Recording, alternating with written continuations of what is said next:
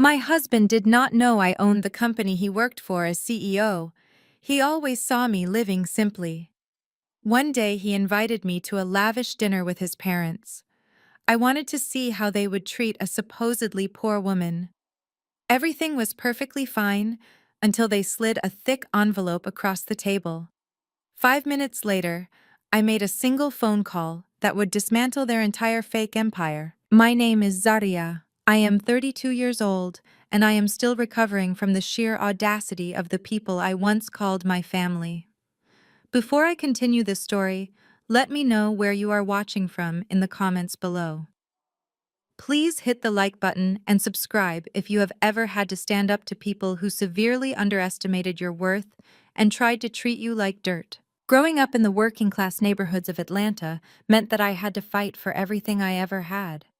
My neighborhood was tough, but it taught me relentless resilience. To the outside world, I was just a girl from the wrong side of the tracks who managed to scrape by. To my husband Julian and his family, I was a charity case they merely tolerated. They obsessed over status designer labels and forcing their way into the upper echelons of the Atlanta Black elite. They bragged about alumni associations, expensive galas, and exclusive country clubs. Meanwhile, I drove a beat-up 10-year-old Toyota and dressed in simple clothes from discount department stores. I spent my days running what they called a measly local charity. They had absolutely no idea that my charity was just a small passion project funded by the massive billionaire holding company I secretly founded and controlled entirely on my own. The betrayal began on a rainy Tuesday evening in the heart of Buckhead. Julian had just been promoted to Chief Executive Officer of Apex Tech. It was a massive technology firm, and the salary bump was enormous. To celebrate, his mother Vivian insisted on a family dinner at one of the most exclusive and ridiculously expensive steakhouses in the city.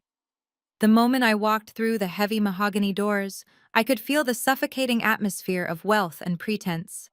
Crystal chandeliers cast a dim golden glow over the white linen tables. Waiters in crisp white tuxedos moved silently across the plush carpeting. The air smelled of expensive cigars, roasted garlic, and aged beef. I found my husband and his parents seated at a prime corner booth near the wine cellar. Vivian was draped in a dark green silk dress, a massive diamond necklace resting heavily on her chest. Her hair was styled perfectly, and her lips were painted a deep crimson. My father-in-law, Richard, sat quietly next to her, sipping a glass of expensive scotch and looking at his phone. Julian sat across from them wearing a brand new tailored suit that he had likely purchased on his new corporate credit card.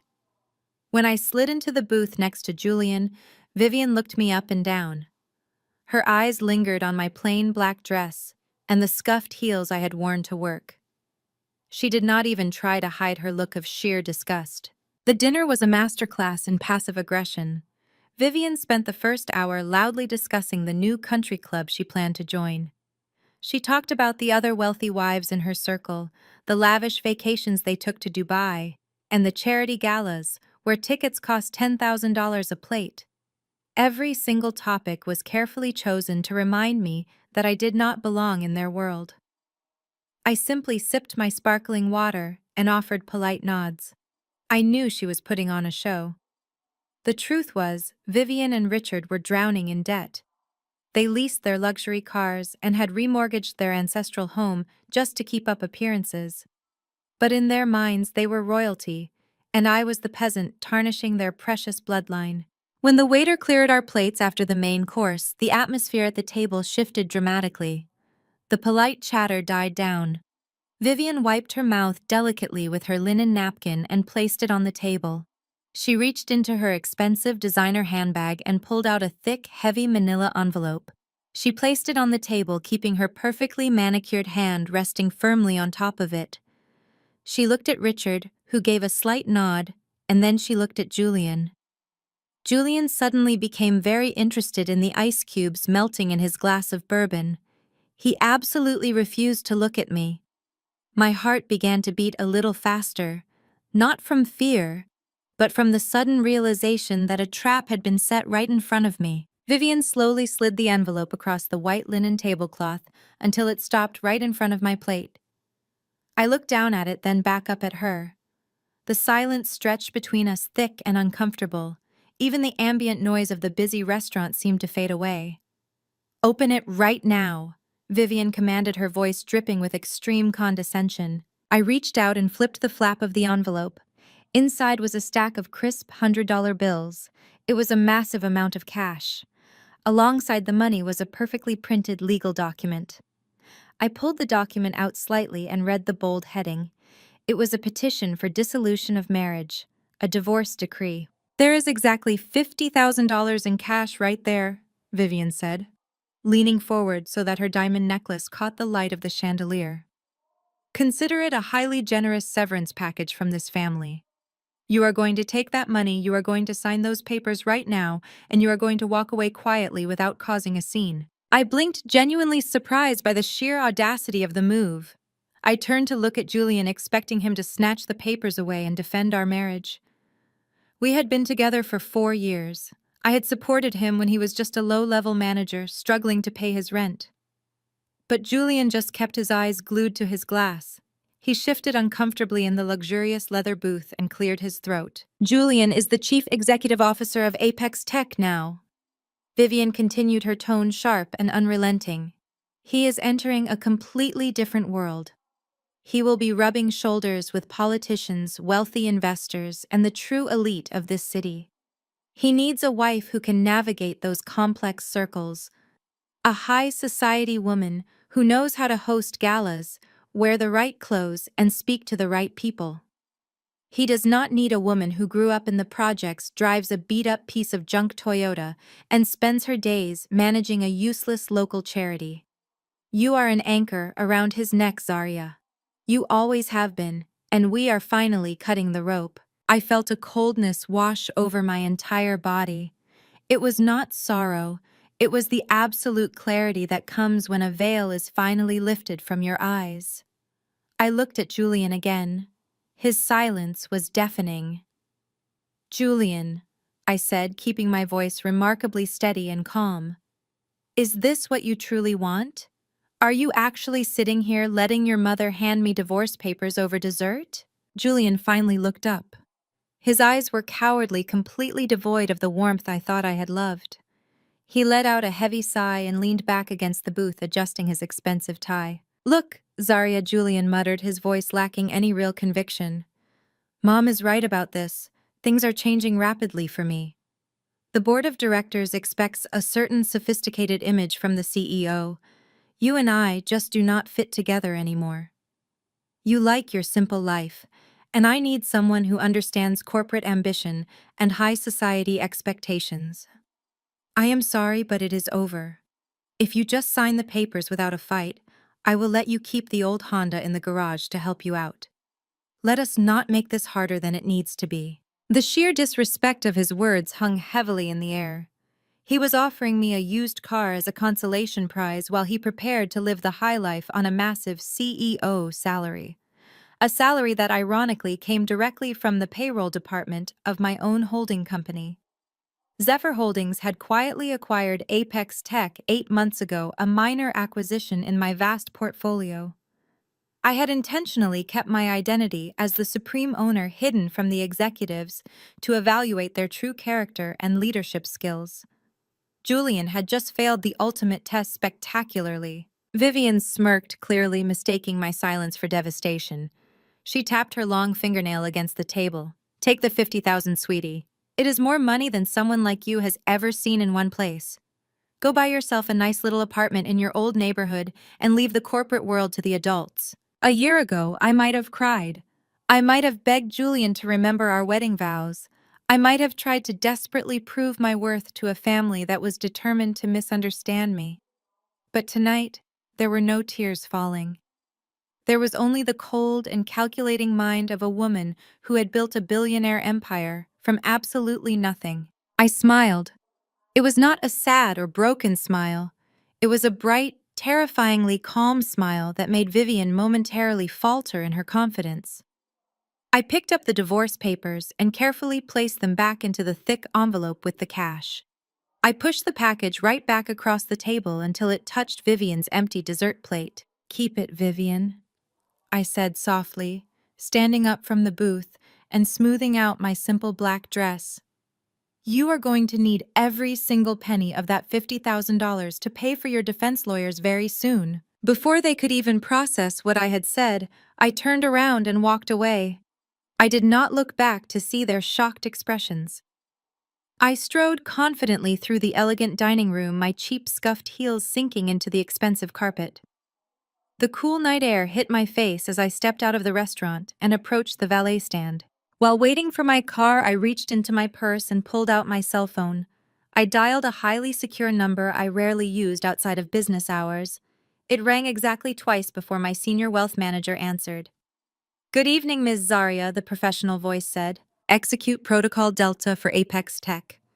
I commanded, my voice completely devoid of any emotion. "I want you to freeze every single corporate credit card expense account and discretionary fund issued to the Chief Executive Officer. I want a complete financial lockdown on his access, effective immediately." "Understood completely," the manager replied without hesitation. "Consider it done." I hung up the phone just as the valet pulled my old reliable Toyota up to the curb. I tipped him generously, got into the driver's seat, and gripped the steering wheel tightly. Julian thought he was getting rid of a heavy burden tonight. He had no idea he had just declared war on the very person who signed his paychecks. As I pulled out onto Peachtree Street, I felt a deep sense of freedom. The conflict had officially begun and I was holding all the cards. The drive back to the house we shared took less than 20 minutes, but my mind was already continents away. I pulled onto our quiet, manicured street in the upscale suburbs. The moment my headlights swept across the driveway, I slammed on the brakes.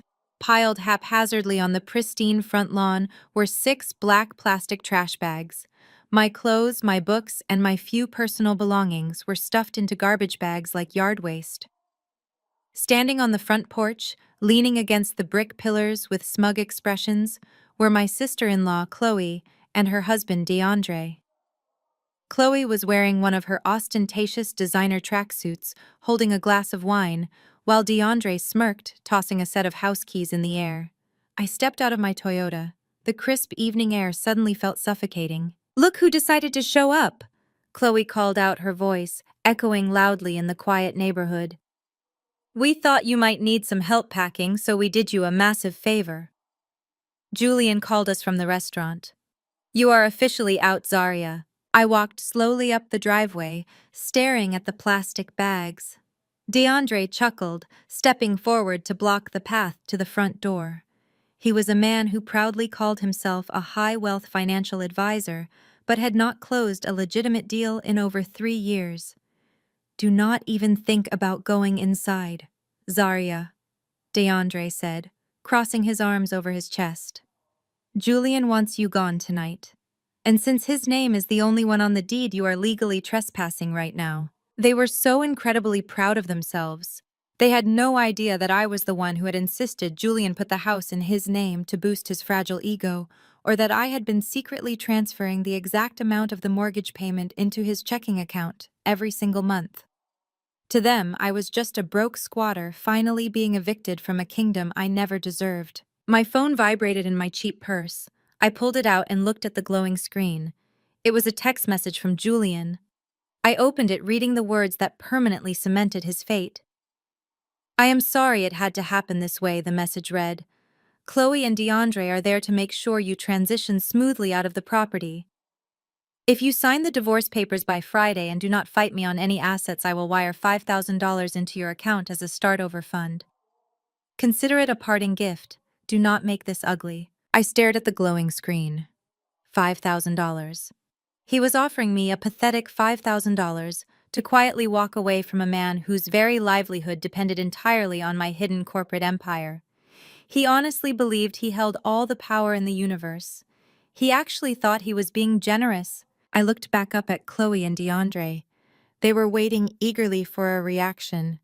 They wanted tears. They wanted a screaming match. They wanted me to fall to my knees and beg for access to the house so they could feel superior and powerful. "Are you going to cry?" Chloe mocked, taking a slow sip of her red wine. Take your trash bags and go back to the hood, Zaria. You never belonged with our family anyway. I looked down at the black plastic bags on the grass. Inside were cheap clothes I had bought from outlet malls to carefully maintain my cover as a struggling charity worker. There were a few paperback books and some generic shoes. Nothing in those bags represented my actual life. Nothing in those bags was worth fighting for. I slowly put my phone back into my purse. I looked DeAndre dead in the eyes, then shifted my cold gaze to Chloe. You know, Chloe, I said calmly, your wine is spilling on Julian's driveway. You should be much more careful with things that do not actually belong to you. Before she could process the insult, I turned my back on them and walked away from the house. I did not walk toward the trash bags. I walked straight past my old Toyota and stepped out onto the sidewalk. Wait! Where do you think you are going? DeAndre yelled, his smug arrogance faltering for a brief second. Take your garbage with you. Keep it, I called back over my shoulder without breaking my stride. Consider it a charity donation. I pulled my phone back out and opened a heavily encrypted application on my home screen. I pressed a single red button labeled Extraction. Within exactly 2 minutes, the quiet suburban street was violently illuminated by the piercing LED headlights of a massive, fully armored black Cadillac Escalade. It rolled silently down the street and stopped right next to me. The heavy rear door swung open, instantly held by a tall man wearing a perfectly tailored black suit and a subtle communications earpiece. Good evening, ma'am, he said, dipping his head respectfully. Chloe and DeAndre dropped their jaws. The glass of wine in Chloe's hand tilted dangerously as she stared at the imposing luxury vehicle and the professional security personnel. They had never seen anything like this in their entire lives. I stepped into the spacious leather-lined interior of the Escalade. Take me home, Marcus, I said. The door closed with a heavy, satisfying thud, instantly cutting off the sound of DeAndre shouting my name in confusion. As the Escalade pulled away, gliding smoothly into the night, I poured myself a glass of sparkling water from the chilled center console. I was officially done playing the poor submissive wife. The drive to Midtown Atlanta took exactly 30 minutes. The Escalade bypassed the bustling city streets and slipped into a private, highly secure subterranean VIP entrance of the most exclusive residential high-rise in the entire city. A private glass elevator requiring a biometric thumbprint and retinal scan access whisked me directly to the top floor. The steel doors opened directly into my actual home. The $10 million penthouse was a breathtaking masterpiece of modern architecture. Floor-to-ceiling glass windows offered a panoramic view of the sparkling Atlanta skyline. The floors were imported Italian marble, and the massive walls were adorned with original contemporary art. This sprawling property was entirely owned by Zephyr Holdings, held securely under a discreet shell corporation that only my elite legal team knew about. This was where I conducted my real business. This was where I commanded my billion-dollar empire. I walked into the massive master suite and dropped my cheap purse on the custom silk bedding. I walked into my walk-in closet, which was vastly larger than the entire downstairs floor of the suburban house I had just left. Rows of pristine designer gowns, bespoke business suits, and endless displays of luxury shoes lined the brightly lit walls. I stripped off the cheap black dress I had worn to the steakhouse and slipped into a plush cashmere robe. I walked over to the massive mahogany desk in my home office and booted up my primary workstation. Multiple wide-curved monitors flickered to life, displaying real-time global stock markets, corporate acquisition targets, and the highly classified internal financial dashboards of Apex Tech. I pulled up Julian's employee profile. His arrogant, smiling corporate headshot looked back at me from the screen. With a few swift keystrokes, I elevated my administrative privileges on the network. I wanted to see exactly what was happening in his little world right now. Across town, at the very same upscale steakhouse in Buckhead, Julian was still sitting in the luxurious leather booth with his mother and father. They were celebrating their supposed victory over me. Vivian was laughing loudly, already planning how she was going to redecorate the suburban house now that I was completely out of the picture. Julian flagged down the head sommelier with a wide, intensely arrogant grin. "Bring us a bottle of the Louis Roederer Cristal," Julian commanded, waving his hand dismissively. The vintage reserve. The $5,000 bottle. Put it on my corporate tab. We have a massive future to celebrate tonight. The sommelier nodded politely and disappeared into the vast wine cellar. He returned 10 minutes later, but he was not carrying a silver ice bucket or a chilled bottle of premium champagne. He was carrying a small black leather book, and his expression was painfully apologetic. He leaned in very close to Julian, keeping his voice incredibly low to avoid making a scene in the quiet dining room. "I am terribly sorry, sir," the sommelier whispered, "but your corporate card has been aggressively declined." Julian's arrogant smile vanished instantly. "What are you talking about?" Julian hissed, his face rapidly flushing bright red. "That is a black corporate card from Apex Tech. There is absolutely no limit on that card. Run the chip again." "I did, sir," the sommelier replied, his tone remaining perfectly neutral and polite. "I ran it 3 separate times. The terminal is displaying a hard lock code. Your banking institution has frozen the account entirely." Vivian stopped laughing immediately. Richard frowned deeply, putting his expensive Scotch glass down on the table. Julian aggressively grabbed the black card from the leather book, his hands shaking slightly with embarrassment. "Fine," he muttered angrily, pulling out his personal platinum credit card from his wallet. "Just use this one." The sommelier took the personal card and walked away quickly. Exactly 2 minutes later he returned. The sommelier looked even more uncomfortable now. "Sir," the sommelier said softly, "your personal card has also been heavily declined. The bank has flagged all of your accounts for suspected severe fraudulent activity." Julian sat completely frozen in the luxurious booth. His mother stared at him in sheer horror, the color draining from her perfectly made-up face. Across the city, sitting comfortably in my $10 million penthouse, I watched the financial alert pop up brightly on my computer screen. 2 massive declined transactions. I smiled, taking a slow, refreshing sip of my water. The financial starvation had officially begun. The next morning, the bright Atlanta sun rose over the skyline, casting a brilliant glow across the marble floors of my penthouse. I sat at my massive mahogany desk, my fingers flying across the glowing keyboard. I had barely slept, not out of sadness or grief, but from the sheer adrenaline of watching my trap slowly snap shut. I was logged into the master administrative dashboard of Apex Tech, monitoring every single keystroke Julian made from his sleek new Chief Executive Officer corner office. Julian was furious. Through the internal communication logs, I could see he had spent his entire morning screaming at the corporate banking representatives. He genuinely believed the declined credit cards at the steakhouse were just a humiliating banking error. His fragile ego had been deeply bruised in front of his parents, and men, like Julian, always needed to punish someone else when they felt small. Since he could not reach me at our suburban house, he decided to attack the only support system he thought I had left. A bright red notification popped up on my screen. It was an executive override from the procurement department. Julian had just bypassed the standard 30-day review protocol to unilaterally terminate a massive software vendor contract. I opened the file and felt a sharp, cold spike of anger. The contract belonged to Lumina Solutions. That was the boutique cybersecurity firm owned by my best friend Maya. Maya and I had grown up together in the same working-class neighborhood. She had built her company from the ground up, and the Apex Tech contract was her biggest account. It was worth over $1.2 million annually. Julian was intentionally trying to bankrupt my best friend. He knew Maya would take me in if I were homeless, so he wanted to make sure she was too financially ruined to help me. It was a vile, calculated move designed to isolate me completely. My private cell phone rang instantly. It was Maya. I answered the call, hearing the sheer panic in her voice before I even said hello. "Zarya, what is going on?" Maya asked, her breath catching in her throat. "I just received a termination notice from Apex Tech. It was signed directly by Julian. The email says we are in breach of performance standards, which is a complete lie. This contract is 40% of my quarterly revenue.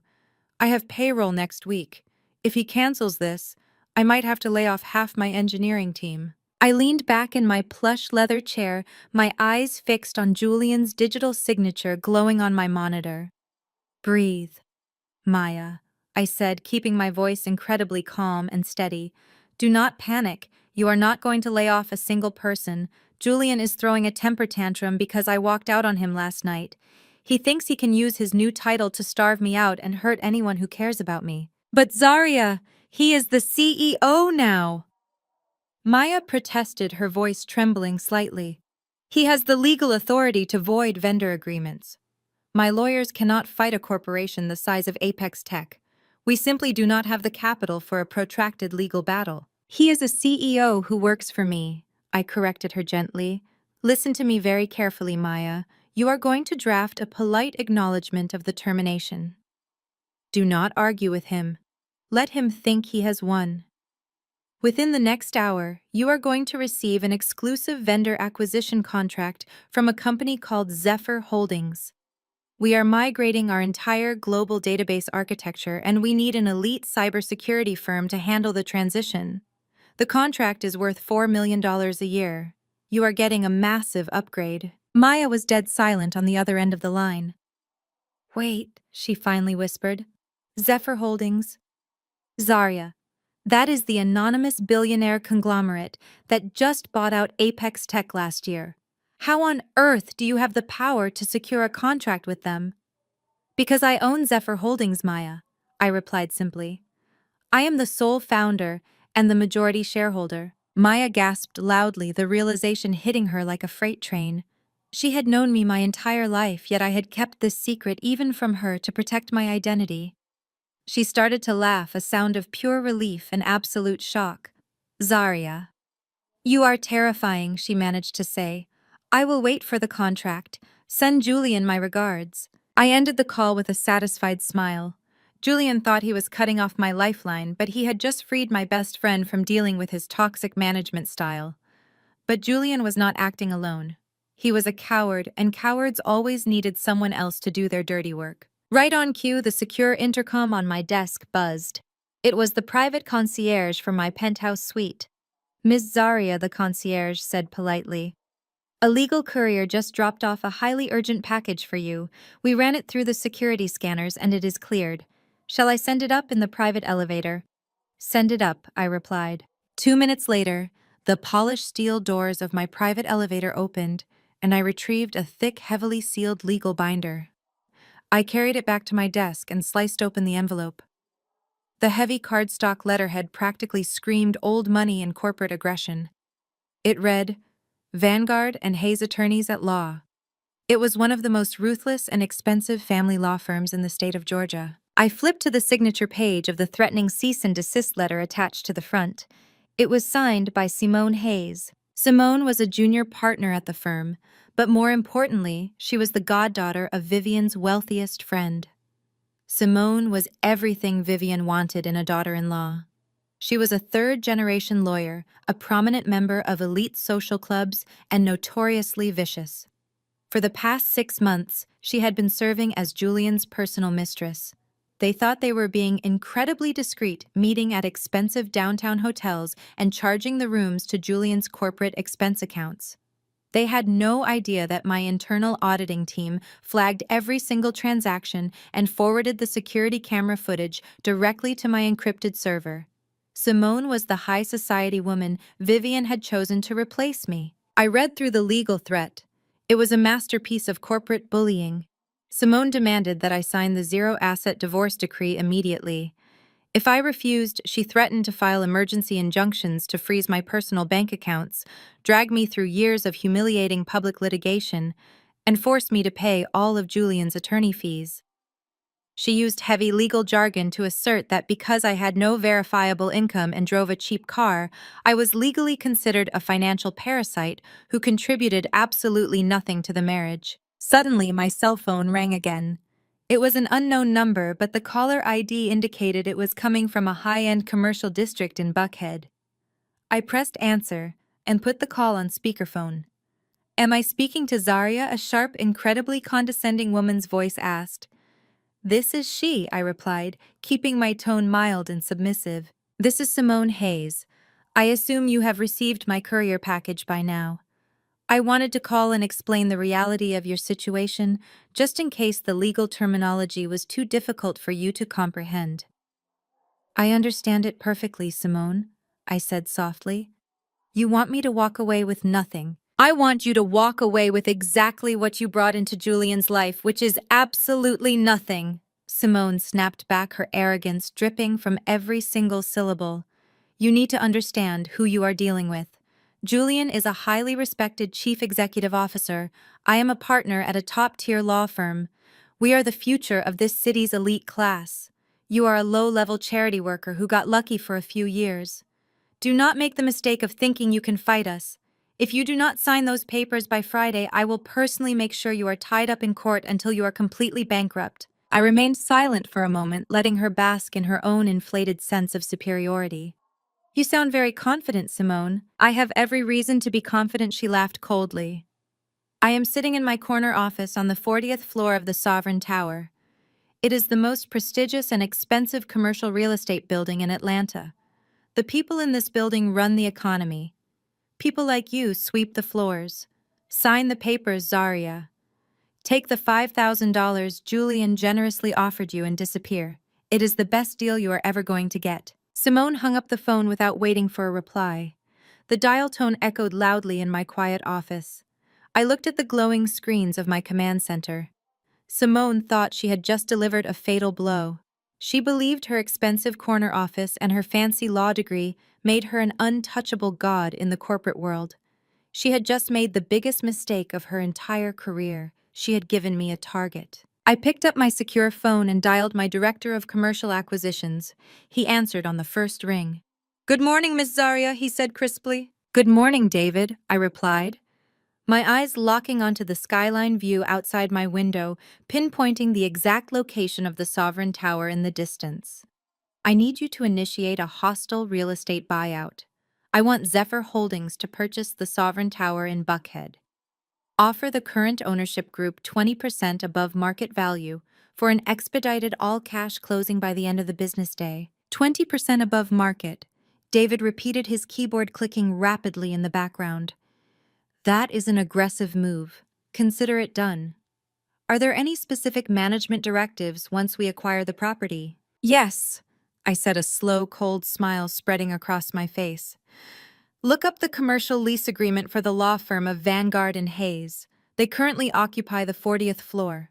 The moment the ink is dry on our purchase agreement, I want you to execute the landlord override clause. Triple their monthly rent immediately. And David, make sure the new lease enforcement notices are delivered directly to the desk of Simone Hayes.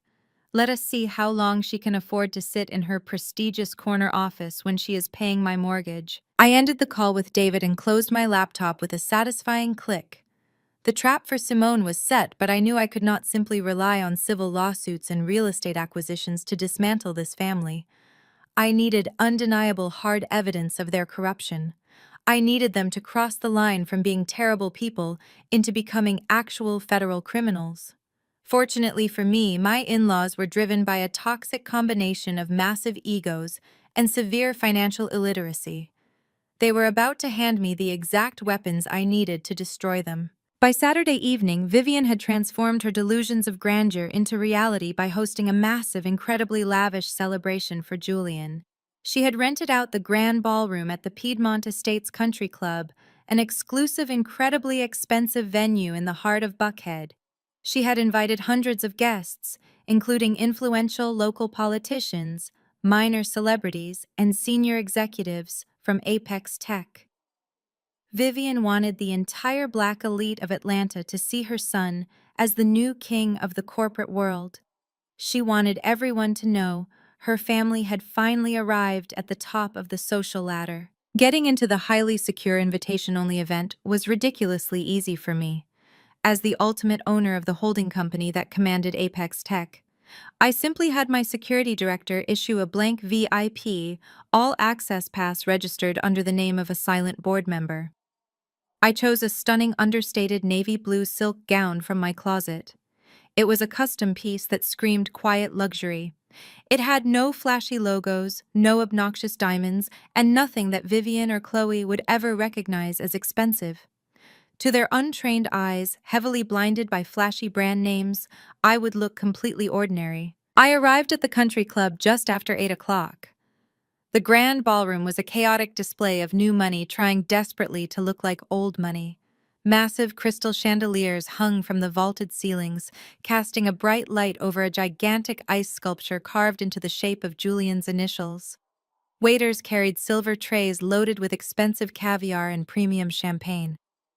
The room was deafeningly loud with the sound of forced laughter and aggressive networking. I slipped through the heavy oak doors and blended effortlessly into the crowded room. I kept my head down, taking a glass of sparkling water from a passing waiter, and moved toward the dimly lit perimeter of the ballroom.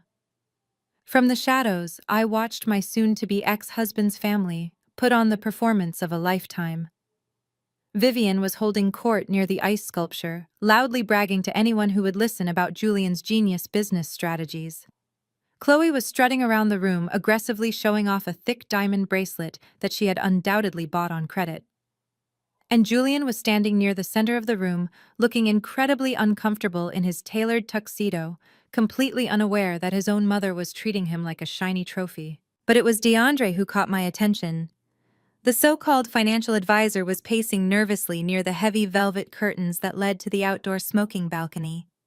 He was sweating profusely frequently, checking his expensive watch, and looking around the room with wild, desperate eyes. DeAndre was a man drowning in debt, desperately trying to maintain the illusion of extreme wealth. I knew he was looking for an opportunity to exploit Julian's new position. I watched as DeAndre finally caught Julian's arm and aggressively pulled him away from a conversation with an Apex Tech vice president. DeAndre dragged Julian through the velvet curtains and out onto the dark, secluded balcony. I moved silently along the wall, slipping behind the thick curtains, just inches away from the heavy glass balcony doors. I pulled my cell phone from my clutch, opened the encrypted voice recording application, and pressed the bright red button. The night air was quiet, and their voices carried perfectly through the slight crack in the glass door. "Julian, you have to listen to me," DeAndre was saying, his voice thick with panic and false confidence. "This is the opportunity of a lifetime. You are the chief executive officer now. You control the discretionary vendor budget. You do not have to answer to those middle management losers anymore." Julian sounded deeply stressed.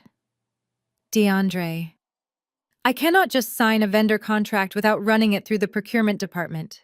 The board of directors is going to want to see a full audit of any new partnerships.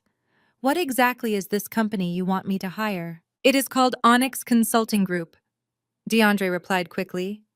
"It is an elite, highly specialized corporate strategy firm. They handle executive transition optimization.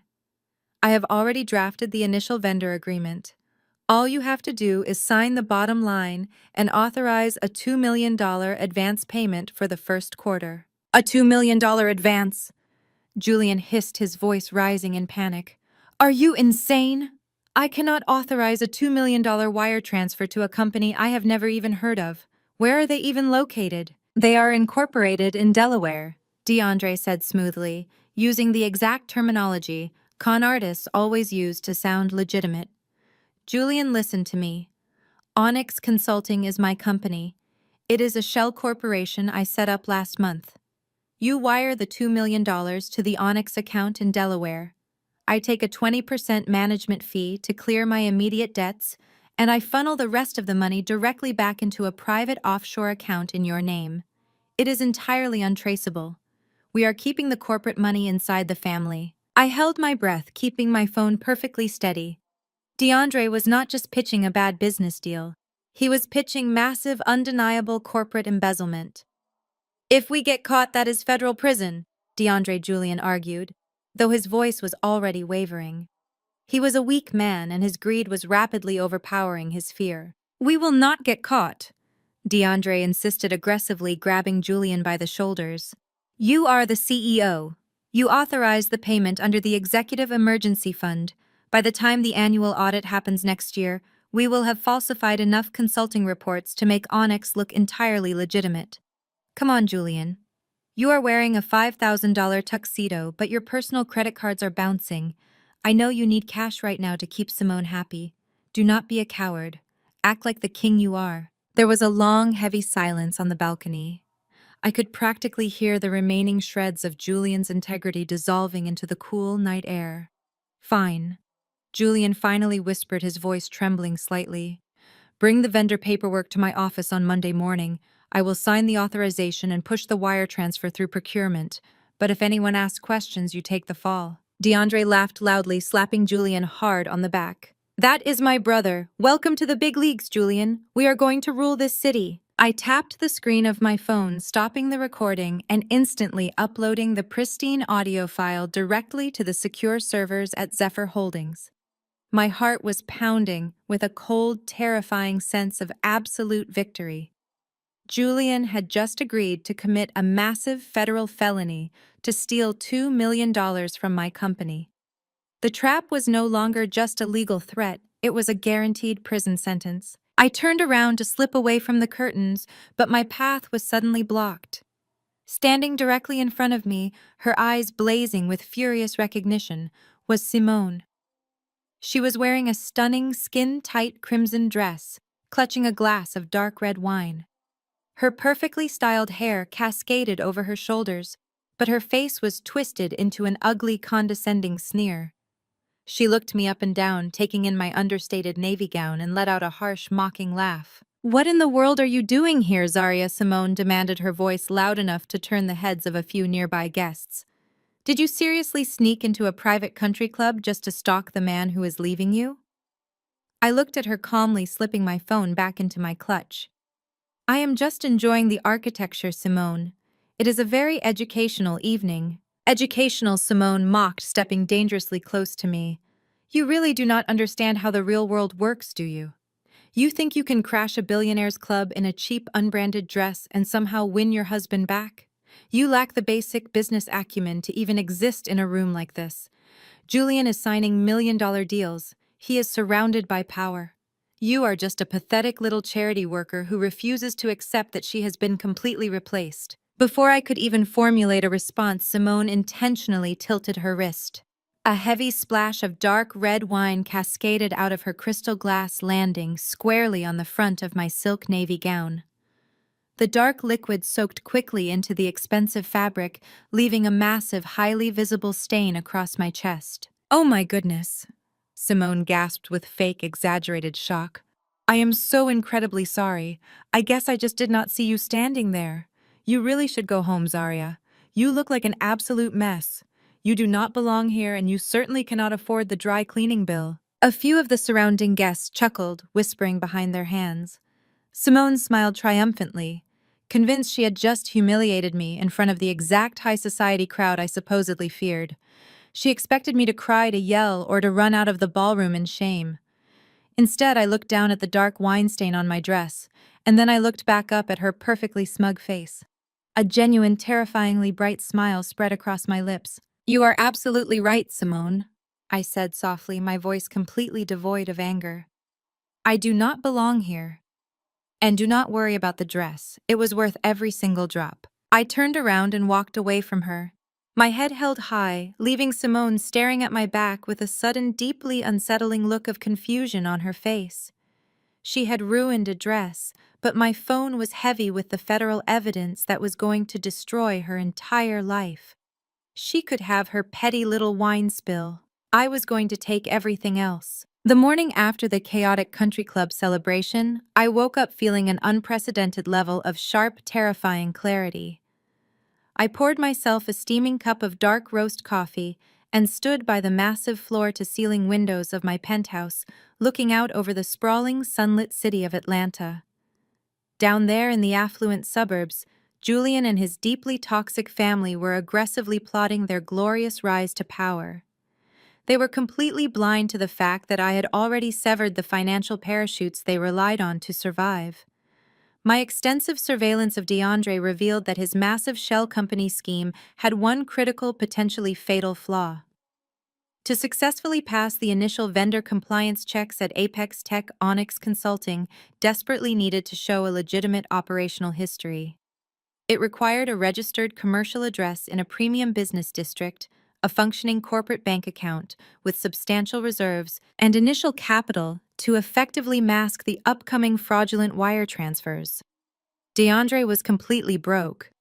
His expensive suits and luxury cars were all heavily financed. He needed seed money immediately, and he needed it from a source that would not ask any difficult questions. By Sunday afternoon, my encrypted audio surveillance system captured DeAndre making his aggressive move. He drove his leased vehicle to Vivian and Richard's sprawling suburban home, a property that had been in Richard's family for 3 generations. It was the only tangible asset the family actually possessed. DeAndre sat his in-laws down in their formal living room surrounded by Vivian's ridiculously expensive antique furniture and launched into the most dangerous sales pitch of his pathetic career. He confidently told them that Julian had quietly secured an exclusive, highly classified government contract through his new executive position at Apex Tech. DeAndre claimed he had rapidly established a private consulting firm to manage the massive overflow of corporate capital, and he passionately argued that they needed to keep the impending millions strictly within the family. He boldly promised them a guaranteed 300% return on their investment within exactly 90 days. All they had to do, he explained smoothly, was provide the initial bridge loan to finalize the federal regulatory paperwork. Vivian and Richard were entirely blinded by their own insatiable greed. They had spent decades desperately trying to keep up with the real generational wealth of the Atlanta elite. They constantly leased cars they could not truly afford, bought designer clothes on high-interest credit cards, and hosted lavish parties to maintain an exhausting illusion of superiority. The promise of millions of dollars in untraceable cash was an intoxicating drug they simply could not resist. When Richard hesitated slightly quietly, admitting they did not have any liquid assets available to invest, DeAndre seamlessly presented the ultimate trap. He slid a thick stack of aggressive lending documents across the glass coffee table. It was a predatory, exceptionally high-interest remortgage application for their ancestral home. DeAndre masterfully convinced them that the mortgage was merely a temporary bureaucratic formality. Vivian eagerly grabbed the pen and signed her name on the dotted line, her mind already aggressively spending the imaginary millions on exclusive country club memberships and lavish European vacations. Richard quickly followed suit, willingly signing away the very roof over their heads to fund a phantom corporation. Monday morning arrived with a tense electric energy that vibrated through my entire command center. I sat at my massive mahogany desk in the penthouse, my highly secure monitors displaying the live internal network activity of the Apex Tech Executive Suite. At precisely 9 o'clock, the digital corporate calendar showed that Julian had scheduled a private off-the-books meeting with DeAndre. Through the discreet security camera embedded in the corporate laptop I had personally authorized for the chief executive officer, I watched the final nail being driven directly into Julian's coffin. DeAndre walked into the massive corner office dressed in a sharp-tailored suit carrying a sleek leather portfolio. He looked every bit the successful corporate financial advisor, completely hiding the desperate, morally bankrupt con artist lurking underneath. He confidently placed the fraudulent vendor contract for Onyx Consulting squarely on Julian's massive desk. Julian looked incredibly nervous, the heavy weight of his impending crime clearly visible on his face. His hands shook slightly as he picked up his expensive silver pen. Julian knew exactly what he was doing. This was not a rookie business mistake or a simple administrative oversight. He was actively and consciously choosing to embezzle $2 million from a publicly traded corporate entity. He stared at the signature line for a very long time. I could clearly see the intense internal battle playing out behind his eyes. The rational fear of federal prison was fighting a losing battle against his crippling, pathetic need to impress his mistress Simone and his demanding mother. Julian finally took a deep breath, uncapped the silver pen, and signed his name with a rapid, messy scrawl. He officially authorized the $2 million advance payment to a fraudulent Delaware shell company. He deliberately stamped the document with his exclusive executive override seal, completely bypassing the strict safety protocols of the entire procurement department. With those few irreversible strokes of ink, Julian completely crossed the point of no return. He was no longer just a cheating, arrogant husband attempting to discard his wife. He was officially a corporate criminal committing a severe federal felony. The digital authorization immediately popped up on my administrative dashboard as a critical high-priority alert. I swiftly downloaded the signed document, heavily encrypted the file, and placed it securely next to the pristine audio recording of their balcony conversation. The digital evidence was absolute, entirely undeniable, and utterly devastating to his future. Julian leaned back in his expensive leather chair, rubbing his temples nervously, as DeAndre grinned triumphantly across the desk. DeAndre smoothly took the signed contract, sliding it back into his leather portfolio. He confidently told Julian that the $2 million would hit the Onyx account by Wednesday morning, and the first massive kickback would be quietly routed to Julian's private offshore account by Friday afternoon. They shook hands firmly, completely unaware that the supreme owner of the entire corporate conglomerate was watching their every single move in high definition. As soon as DeAndre left the office, Julian immediately picked up his personal phone and called Simone. I listened as he arrogantly bragged about a massive new deal he had just closed, aggressively promising to take her shopping for whatever luxury items she desired. He was enthusiastically planning to spend corporate money that he had just stolen directly from my company. While Julian was busy planning his lavish spending spree with highly illegal funds, my sharp attention instantly shifted to a highly sensitive financial alert flashing brightly on my secondary computer monitor. It was an urgent notification from my elite wealth management division at Zephyr Holdings, the predatory lending institution that DeAndre had used to remortgage Vivian and Richard's home. Was a mid-tier regional bank. This specific bank was heavily reliant on aggressively packaging and selling their high-risk debt portfolios to larger institutional investors. This was a very standard practice in the modern financial sector, specifically designed to quickly liquidate risky loans for immediate corporate cash flow. I picked up my highly secure desk phone and instantly called the senior managing director of my private equity wing. He answered on the very first ring, his voice sharp and intensely professional. I firmly directed him to locate the specific debt portfolio originating from that exact regional bank, specifically demanding the bundle containing the newly minted high-interest residential mortgage signed by Richard and Vivian just yesterday. My director quickly tapped his keyboard and informed me that the portfolio was currently being shopped around the secondary market because the underlying assets were considered highly toxic due to the borrower's severely overextended credit histories. The regional bank desperately wanted to offload the massive risk immediately before the loan inevitably defaulted. "Purchase the entire portfolio immediately," I commanded, my voice cold, calculated, and entirely uncompromising. "Offer them a generous 5% premium above their initial asking price to guarantee an immediate unlisted financial transaction. I want that specific mortgage note completely transferred to the direct holding accounts of Zephyr Holdings by the absolute end of the business day. I want to personally own the exclusive rights to their debt." My director did not hesitate or ask any unnecessary questions. He simply executed the aggressive financial order. Within exactly 3 hours, the massive transaction was fully cleared through the federal banking system. The regional bank gladly took the premium cash payout, completely unaware of the strategic warfare they had just blindly facilitated. A heavily encrypted digital deed of trust swiftly materialized in my private corporate email inbox. I clicked open the secure file and stared intently at the scanned signatures of Vivian and Richard. They had willingly and eagerly handed over the absolute rights to their cherished ancestral home in the blind pursuit of stolen corporate money. By quietly purchasing their debt portfolio, Zephyr Holdings was now their direct, undeniable legal lender. I effectively owned the exclusive rights to their sprawling suburban property.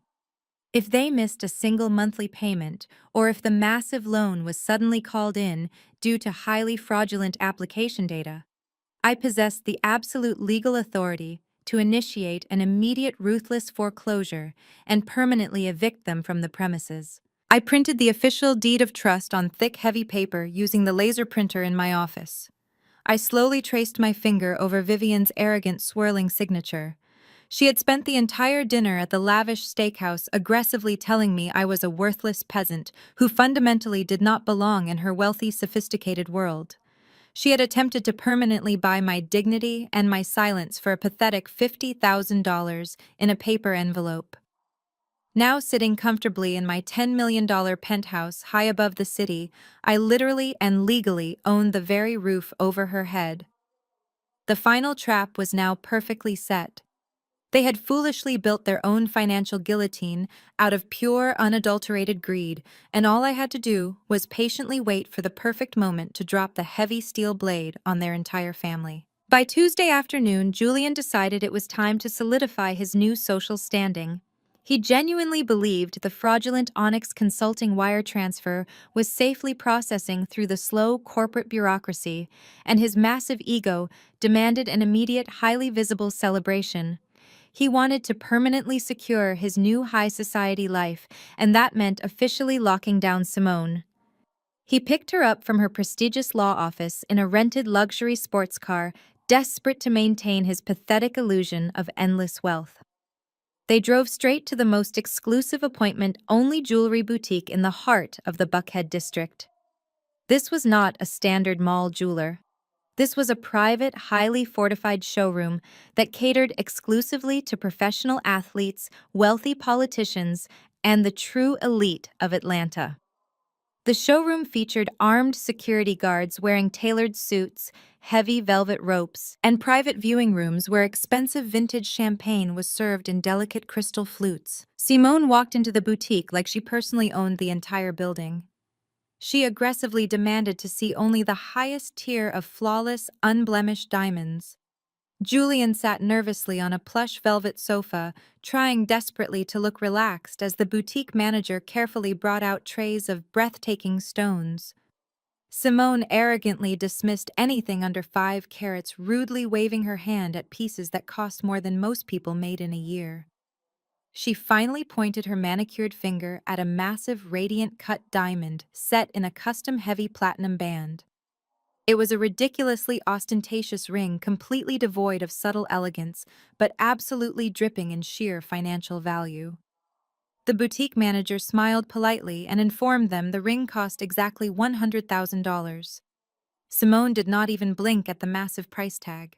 She simply turned her head, looked directly at Julian, and waited silently for him to pull out his wallet. She expected to be treated like absolute royalty, and her affection was entirely conditional on his immediate ability to fund her lavish, demanding lifestyle. Julian confidently pulled out his sleek black platinum personal credit card.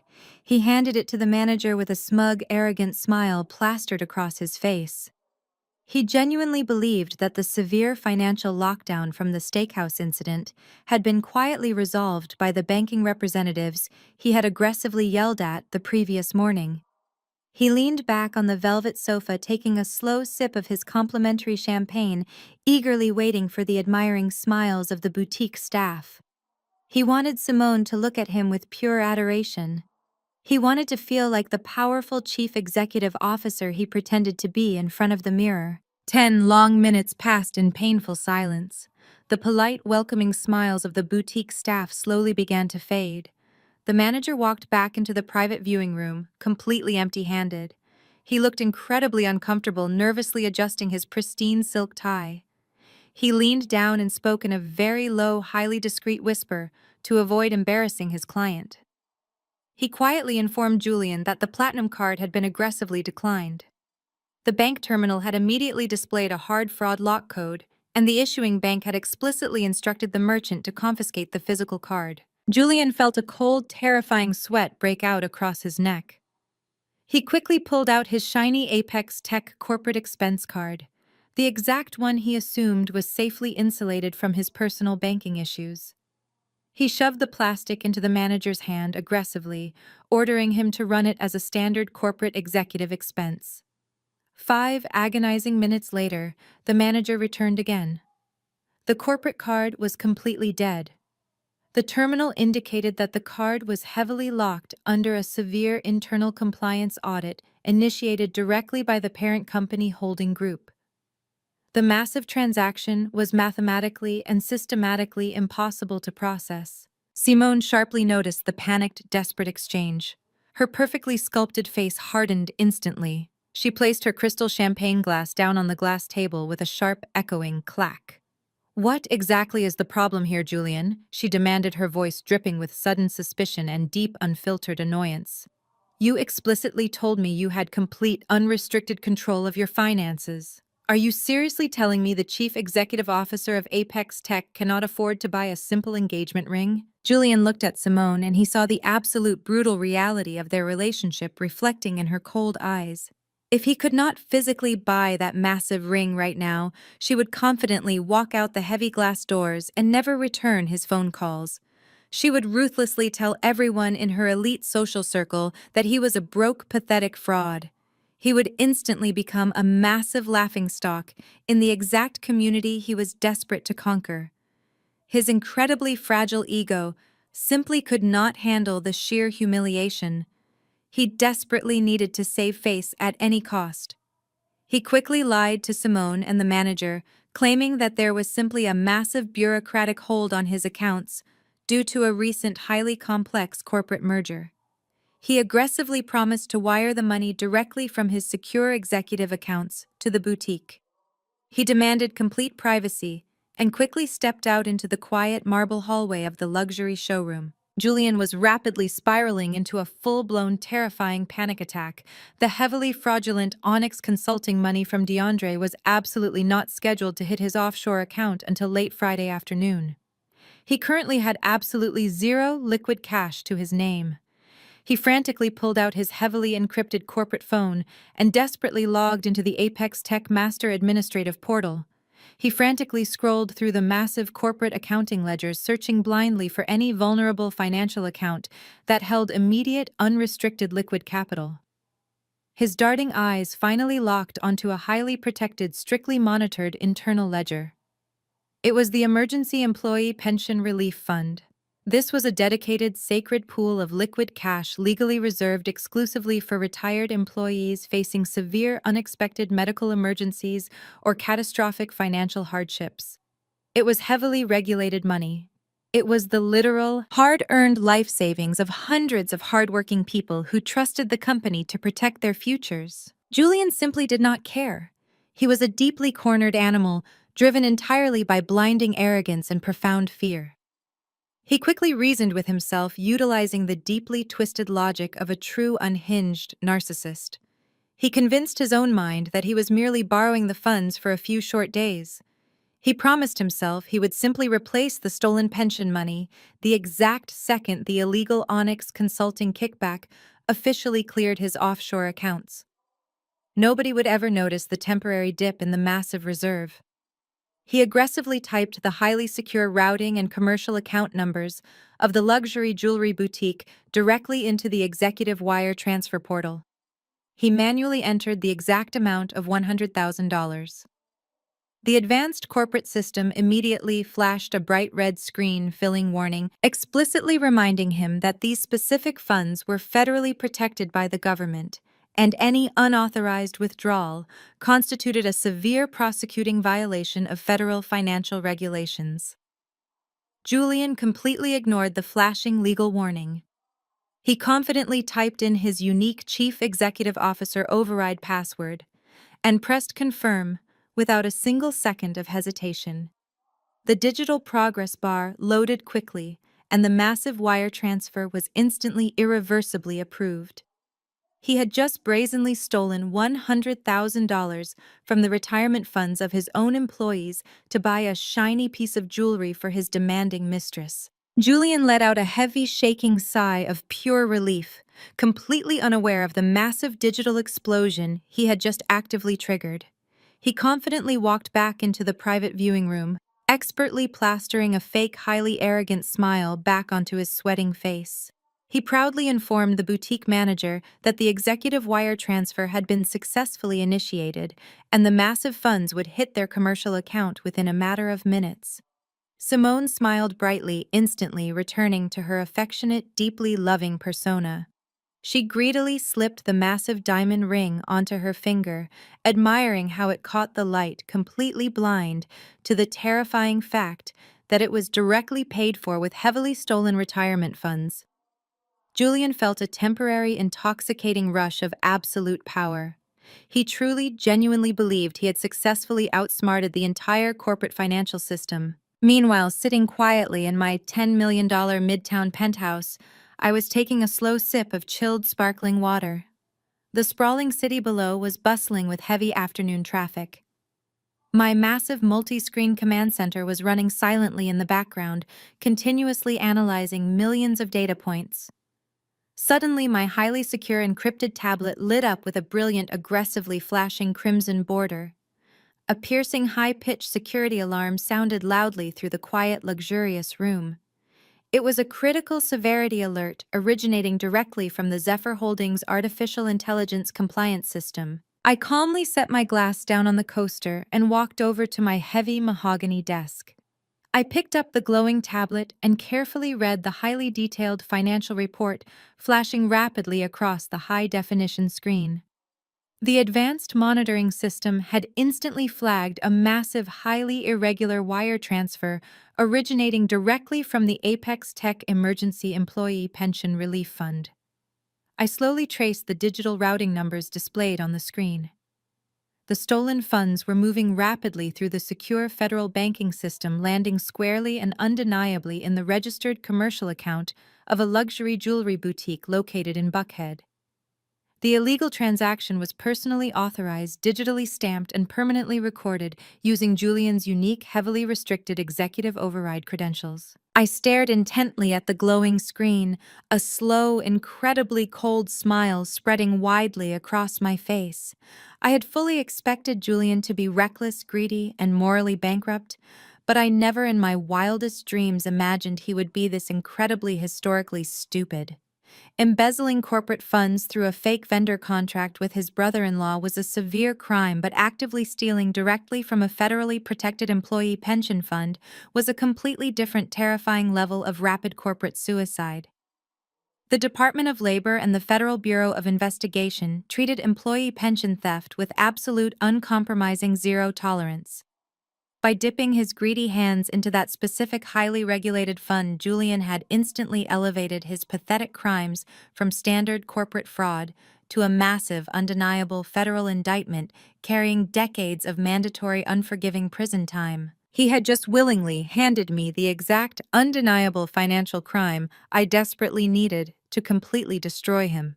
There was absolutely no defense attorney in the entire world, not even the arrogant, highly educated Simone Hayes, who could legally justify a chief executive officer wiring employee retirement funds directly to a luxury jewelry store for an engagement ring.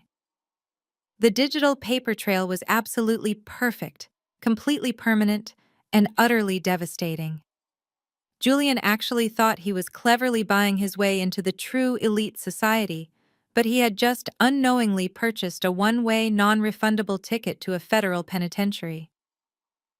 The elaborate trap was now fully loaded. The evidence was solidly secured in my heavily encrypted servers, and it was finally time to corner the rats. Thursday morning arrived with a cold, biting wind that swept through the busy streets of downtown Atlanta. The official divorce mediation was scheduled for 10 o'clock sharp at the highly prestigious commercial offices of Vanguard and Hayes.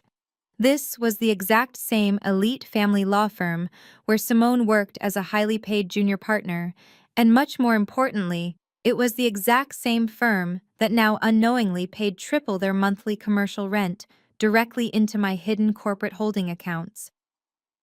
I chose my outfit for the mediation session very carefully. I deliberately wore a plain, slightly faded beige sweater, inexpensive dark slacks, and the exact same scuffed black heels I had worn to the disastrous dinner at the steakhouse. I needed them to firmly believe I was utterly defeated, financially ruined, and desperately intimidated by their overwhelming display of generational wealth and aggressive legal power. I walked into the massive glass-enclosed conference room located on the 40th floor of the towering building. The sweeping panoramic views of the entire city skyline were intentionally designed to make opposing legal parties feel incredibly small and entirely insignificant. Sitting precisely at the head of the heavy mahogany table was a neutral court-appointed mediator. Sitting directly across from my empty chair were Julian and Simone. Julian was wearing a sharp, freshly tailored designer suit, his chest aggressively puffed out with unearned, arrogant confidence. Simone was sitting right next to him, officially acting as his primary legal counsel. She was wearing a perfectly fitted white blazer and resting heavily on her left hand, purposely placed on top of the black leather binder, was the massive radiant cut diamond engagement ring Julian had illegally purchased just 2 days ago. I stared at the sparkling $100,000 stone for a brief, silent second. To Simone, that ring was an ultimate symbol of her complete victory over a lesser woman. To me, it was a highly visible, brilliantly cut piece of federal state evidence. The court mediator politely cleared his throat and officially opened the legal session, clearly stating that the primary goal of the morning was to reach an amicable dissolution of the marriage without requiring a lengthy, expensive, and public courtroom trial. Simone did not even let the mediator finish his standard opening statement. She immediately slid a thick, heavily bound legal document across the polished mahogany table until it stopped right in front of me. It was the absolute final marital settlement agreement. Simone leaned forward confidently, steepling her manicured fingers together in a classic, highly aggressive lawyer pose designed specifically to establish immediate dominance in the room. Let us save everyone in this room some extremely valuable billable hours. Simone began, her voice dripping with extreme, unfiltered condescension. My client is a highly compensated chief executive officer of a major technology firm. You are a low-wage charity worker with absolutely no significant assets. The financial disparity in this brief marriage is massive, and we have carefully structured this legal settlement to accurately reflect the undeniable reality of your extremely limited financial contributions. Under the strict terms of this binding agreement, my client will retain absolute sole ownership of the primary marital residence located in the suburbs, all luxury vehicles currently registered in his name, and the absolute entirety of his corporate stock options, executive performance bonuses, and extensive pension portfolios associated with his employment at Apex Tech. Simone paused for a brief moment, her eyes locking onto mine, making absolutely sure I was adequately absorbing the heavy legal blows she was aggressively delivering. She confidently flipped to the third page of the dense document, tapping her finger sharply against a specific highlighted paragraph. Furthermore, you will completely and permanently forfeit any and all legal claims to future spousal support, commonly known as alimony. You will immediately assume total individual liability for any minor consumer debt acquired on your personal credit cards. In exchange for your immediate uncontested signature today, my client is generously offering a one-time lump sum severance payment of exactly $5,000. This is an incredibly gracious offer, Zaria. If you foolishly refuse to sign this agreement today, I will personally file an aggressive, relentless litigation strategy that will legally compel you to pay half of my client's exorbitant attorney fees, which currently exceed your entire annual salary. Julian shifted comfortably in his plush leather chair, looking directly at me with a sickening, infuriating mixture of fake pity and supreme arrogance. Look, Zaria. Julian said, his voice deliberately dropping into a patronizing, soothing tone, as if he were trying to explain a complex concept to a very slow child. I know this is a massive amount of information for you to process right now. You simply do not understand how corporate finance and high-level asset division actually work in the real world. Simone is just doing her job by protecting my hard-earned legacy. You have to understand that I am entering a completely different echelon of elite society. I cannot have my massive financial portfolio tied down by a messy, drawn-out divorce. Take the $5,000. It is more than enough for you to put down a security deposit on a small apartment back in your old neighborhood. You can easily start over. Just sign the paper and let us both move on with our lives. I remained completely, perfectly silent. I did not argue with his ridiculous logic. I did not raise my voice in anger. I did not even bother to look slightly offended by his profound disrespect. I simply picked up the thick legal document and began to slowly, methodically read through the complex pages. My prolonged calm silence clearly irritated Simone. She was a woman who thrived entirely on dramatic conflict, and she desperately wanted me to cry, scream, or throw a tantrum so she could feel the full, intoxicating rush of personally destroying me. Are you having trouble understanding the complex legal terminology? Simone mocked loudly, leaning back in her expensive chair and intentionally resting her hand directly on Julian's arm, aggressively flashing the stolen diamond ring again. I know the legal vernacular can be quite intimidating for someone without a proper advanced education. I can simplify it for you if it is truly necessary. In basic terms, it means you get absolutely nothing, Zarya. You lose everything. I completely ignored her petty childish insults, my eyes scanning the dense text of the document until I found the exact legal clause I was desperately looking for. It was buried deep on page 12, meticulously typed under the section titled Severance of Mutual Liability. The airtight clause explicitly stated that upon the immediate execution of this legal document, all financial ties, joint accounts, and shared responsibilities between the two parties were permanently and irrevocably severed. It legally established that neither party could ever be held civilly, criminally, or financially liable for any debts, fraudulent actions, or federal obligations incurred by the other party moving forward, and it completely dissolved all joint marital property protections. This was the true, undeniable masterpiece of their profound, staggering stupidity. Simone genuinely thought she was using this highly aggressive clause to permanently protect Julian's future millions from my supposedly greedy hands. She actually thought she was building an impenetrable, ironclad legal fortress around his massive Apex Tech executive salary.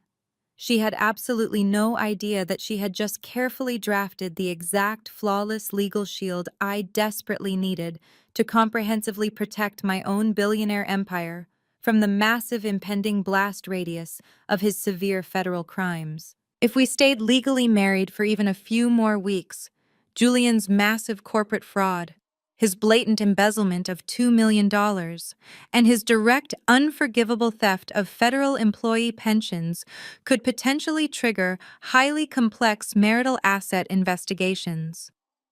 The Federal Bureau of Investigation and the Securities and Exchange Commission would inevitably freeze all connected financial accounts during their intense, sweeping federal probe. By aggressively forcing this expedited zero-asset divorce upon me, and by aggressively demanding I sign a complete severance of mutual liability, Simone was legally and permanently untethering my name from a rapidly sinking ship just seconds before it violently exploded. She was actively doing my highly paid team of corporate lawyers a massive, incredibly expensive favor entirely for free. I slowly looked up from the heavy document. I met Julian's arrogant, dismissive gaze, and then I looked directly into Simone's smug, intensely triumphant eyes. "Do you happen to have a pen?" I asked softly, my voice perfectly steady and completely calm. Simone's arrogant smile immediately widened into a vicious, deeply satisfied grin. She quickly pulled a heavy, incredibly expensive fountain pen from her designer leather briefcase and practically shoved it across the table toward me. Smart girl Simone sneered loudly. "For a quick second there, I thought you were actually going to try and fight a legal battle you could never possibly win." I took the pen. The heavy metal felt incredibly cool and solid in my hand. I flipped directly to the final signature page of the binding document. I did not hesitate for a single fraction of a second. I did not let my hand shake. I firmly and cleanly signed my full legal name on the dotted line, officially dissolving my marriage to Julian, and permanently severing every single legal and financial tie I had to his toxic, rapidly collapsing life. I slid the newly signed document back across the polished mahogany table. The neutral mediator quickly reviewed the fresh signatures, officially stamped the document with his heavy metal notary seal, and formally declared the mediation session successfully concluded. Julian let out a loud, highly dramatic sigh of pure relief. He actually reached across the table and high-fived Simone right there in the professional conference room. They were openly celebrating their perceived victory, completely unable to contain their sheer, unadulterated joy. I stood up slowly from my chair, casually smoothing out my cheap beige sweater. You absolutely did the right thing today, Zarya Julian said, standing up quickly and proudly buttoning his tailored suit jacket. My executive assistant will wire the $5,000 directly to your basic checking account by the absolute end of the business day. I truly wish you the best of luck in your little charity ventures. I picked up my inexpensive purse and looked at the two of them, celebrating their entirely hollow, utterly meaningless victory. Good luck with your exciting new life, Julian, I said calmly, my face a perfect, unreadable mask. And Simone, that is a truly breathtaking diamond ring. You should really cherish it while you can. Things of that incredible financial value rarely last very long in this world. I turned around and confidently walked out of the massive conference room. When I walked through the heavy glass doors, I found Vivian and Richard waiting eagerly in the luxurious reception area of the law firm. Vivian was holding a glossy luxury real estate magazine, undoubtedly picking out new vacation homes with the imaginary millions she firmly believed DeAndre was securing for them.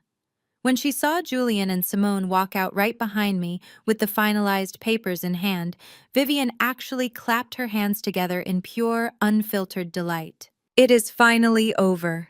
Vivian cheered loudly, completely ignoring the professional decorum of the quiet law office. She walked right past me without a single glance and pulled Julian into a massive, highly theatrical hug. I am so incredibly proud of you, my perfect son. You are finally completely free from that heavy anchor. Now you can truly focus on building your massive corporate empire with a brilliant woman who actually understands our elite family values. Richard nodded approvingly, patting Julian heavily on the back. It is a truly great day for this family, Richard added, looking directly at me with cold, brutal dismissal.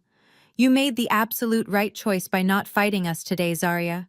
We would have completely crushed you in open court. I just looked at the four of them standing happily together in the expensive lobby. The deeply arrogant mother who had blindly remortgaged her ancestral home for a pathetic scam.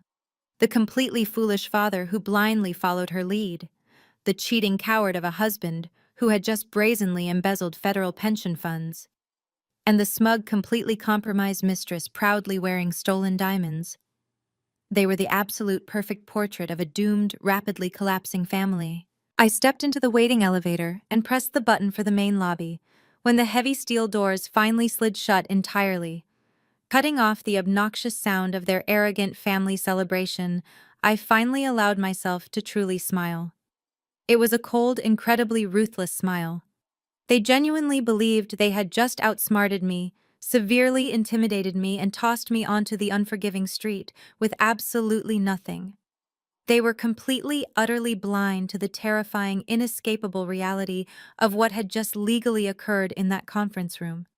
By ruthlessly rushing the divorce, stripping me of all marital assets, and officially cutting all financial ties on federal paper, they had just legally insulated me from the massive career-ending federal indictment I was currently preparing to drop squarely on their heads.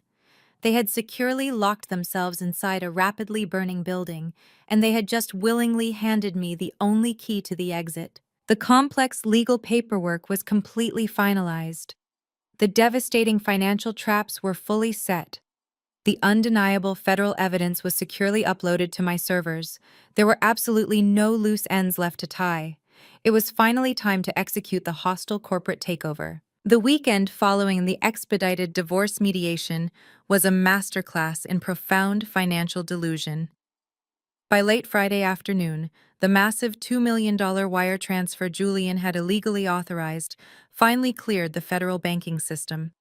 The heavily stolen corporate funds landed securely in the fraudulent Delaware commercial account registered to DeAndre's entirely fake enterprise, Onyx Consulting. Sitting at my secure workstation, I watched the digital transaction log update in real time. Almost immediately, DeAndre began aggressively siphoning the money out of the shell company. He transferred a massive kickback directly into Julian's newly established offshore account, fully believing he was successfully hiding the transaction from federal regulators. He then boldly distributed the remaining stolen capital among the rest of the family, framing it as a highly lucrative dividend from his brilliant financial investments. The moment the stolen cash hit their personal checking accounts, the entire family completely lost their minds. They had lived their entire adult lives desperately pretending to be wealthy, and now fueled entirely by stolen employee pension funds and blatant corporate embezzlement, they launched into a manic, highly aggressive spending spree. They wanted to permanently announce their arrival to the absolute top tier of Atlanta society. Chloe was the first to strike. Early Saturday morning, she practically sprinted into the most exclusive luxury boutiques in the upscale shopping district. Through my private security network, I accessed the financial authorization requests, bouncing off the commercial banking servers. Chloe aggressively purchased 3 incredibly rare Birkin bags in a single afternoon, swiping her newly funded debit card with reckless abandon. She did not stop there. She bought custom designer shoes, heavily branded silk scarves, and absurdly expensive sunglasses. She was desperately trying to buy a personality, completely unaware that true wealth never screams for attention. DeAndre decided he needed a vehicle that properly reflected his completely fabricated status as a high-level corporate financial genius. He marched directly into a high-end imported car dealership and aggressively demanded the most expensive luxury SUV on the showroom floor. He purchased a brand new fully loaded Mercedes G-Wagon, paying a massive premium entirely in cash to drive it off the lot that exact same day. He practically strutted around the dealership, loudly bragging to the commission-hungry salesman about his massive consulting contracts and his supposed brilliant real estate acquisitions. He actually believed the lies he was aggressively selling to everyone around him. Vivian, however, was determined to secure the ultimate symbol of high society validation. She drove her least luxury sedan straight to the Piedmont Estates Country Club, the exact same highly exclusive venue where Simone had intentionally ruined my silk dress. Vivian proudly marched into the membership office and aggressively slammed a cashier's check for $50,000 down on the polished mahogany desk. It was the complete non-refundable initiation fee for an elite top-tier family membership. She loudly demanded immediate access to the private dining rooms, the championship golf courses, and the highly exclusive spa facilities. She wanted every single wealthy woman in her social circle to see her sitting on the pristine country club patios, sipping expensive champagne, and acting like she had been born into massive generational wealth. Meanwhile, Julian and Simone were busy playing the roles of the ultimate corporate power couple. Julian completely ignored the flashing red warning signs of his deeply compromised corporate accounts and fully embraced his stolen millions. He rented a massive, highly exclusive VIP section at the most expensive nightclub in the city, aggressively ordering endless bottles of premium liquor. Simone stood right by his side, making absolutely sure the dramatic club lighting perfectly caught the heavy facets of her stolen $100,000 diamond engagement ring. If they had simply kept their stolen wealth entirely quiet, they might have bought themselves a few more weeks of blissful, ignorant freedom. But people who are starved for attention and desperate for social validation can never truly enjoy their money in complete silence. They desperately needed the entire world to aggressively validate their highly fabricated success. They needed a massive audience. Massive. By Sunday afternoon, my massive monitors were completely flooded with their frantic, highly obnoxious social media activity. The family had launched a highly coordinated, incredibly aggressive campaign on Instagram to aggressively flaunt their newly acquired wealth. I sat back in my plush leather chair, slowly sipping my dark roast coffee, completely mesmerized by their sheer unadulterated stupidity. Chloe posted a massive high-definition photo gallery of her pristine designer shopping bags stacked dangerously high in the grand foyer of her parents' home. She captioned the highly edited photos with obnoxious quotes about manifesting wealth and outgrowing toxic people. She aggressively tagged every single luxury brand she had purchased, explicitly making sure to add the hashtag Atlanta Black Elite to every single post. DeAndre posted a heavily filtered video of himself aggressively revving the massive engine of his newly purchased G-Wagon, proudly holding up a thick stack of $100 bills to the camera lens. He loudly declared to his minimal followers, that hard work and elite financial strategy always paid off. Vivian posted a highly staged, completely unnatural photo of herself sitting on the manicured terrace of the exclusive country club, holding a crystal glass of expensive champagne. She wrote a lengthy, incredibly arrogant caption about how her family had finally secured their rightful place among the true royalty of the city. And Simone, never one to miss an opportunity to publicly gloat, posted a close-up high-definition video of her massive diamond ring sparkling brilliantly under the club lights, loudly tagging Julian as the greatest, most successful chief executive officer in the entire corporate world. They were publicly aggressively documenting their massive federal crimes in vivid, undeniable high definition. They were literally providing federal prosecutors with a perfect, heavily time-stamped digital roadmap of exactly how and where they were spending the stolen corporate capital. Every single post was a massive glowing beacon pointing directly to their severe financial fraud. I placed my coffee cup down on the desk and immediately went to work. This was the exact critical moment I had been patiently waiting for. I rapidly opened a highly secure, heavily encrypted digital dossier on my primary workstation. I systematically downloaded every single obnoxious photograph, every arrogant video clip, and every highly incriminating caption they had foolishly posted to their public social media accounts. I explicitly made sure to capture the exact digital timestamps and the highly specific geographical location tags permanently embedded in the metadata of their public uploads. Next, I seamlessly integrated the highly classified financial documents my team had secretly extracted from the corporate servers. I attached the original fraudulent $2 million vendor contract Julian had illegally signed with his unique executive override credentials. I carefully included the highly restricted digital wire transfer logs, proving Julian had aggressively stolen $100,000 directly from the Protected Emergency Employee Pension Relief Fund to purchase Simone's diamond ring. Finally, I attached the pristine, undeniable bank statements from DeAndre's entirely fake Delaware shell company, clearly showing the massive influx of stolen corporate capital and the immediate aggressive distribution of those exact funds into their personal checking accounts. I arranged the massive mountain of undeniable evidence into a completely flawless, incredibly easy-to-read digital timeline. I meticulously cross-referenced every single luxury purchase they proudly flaunted on Instagram with the exact corresponding illegal withdrawal from the stolen corporate funds. It was a completely airtight, utterly devastating presentation of severe coordinated federal financial fraud. I leaned forward, the bright light of the massive monitors reflecting in my eyes.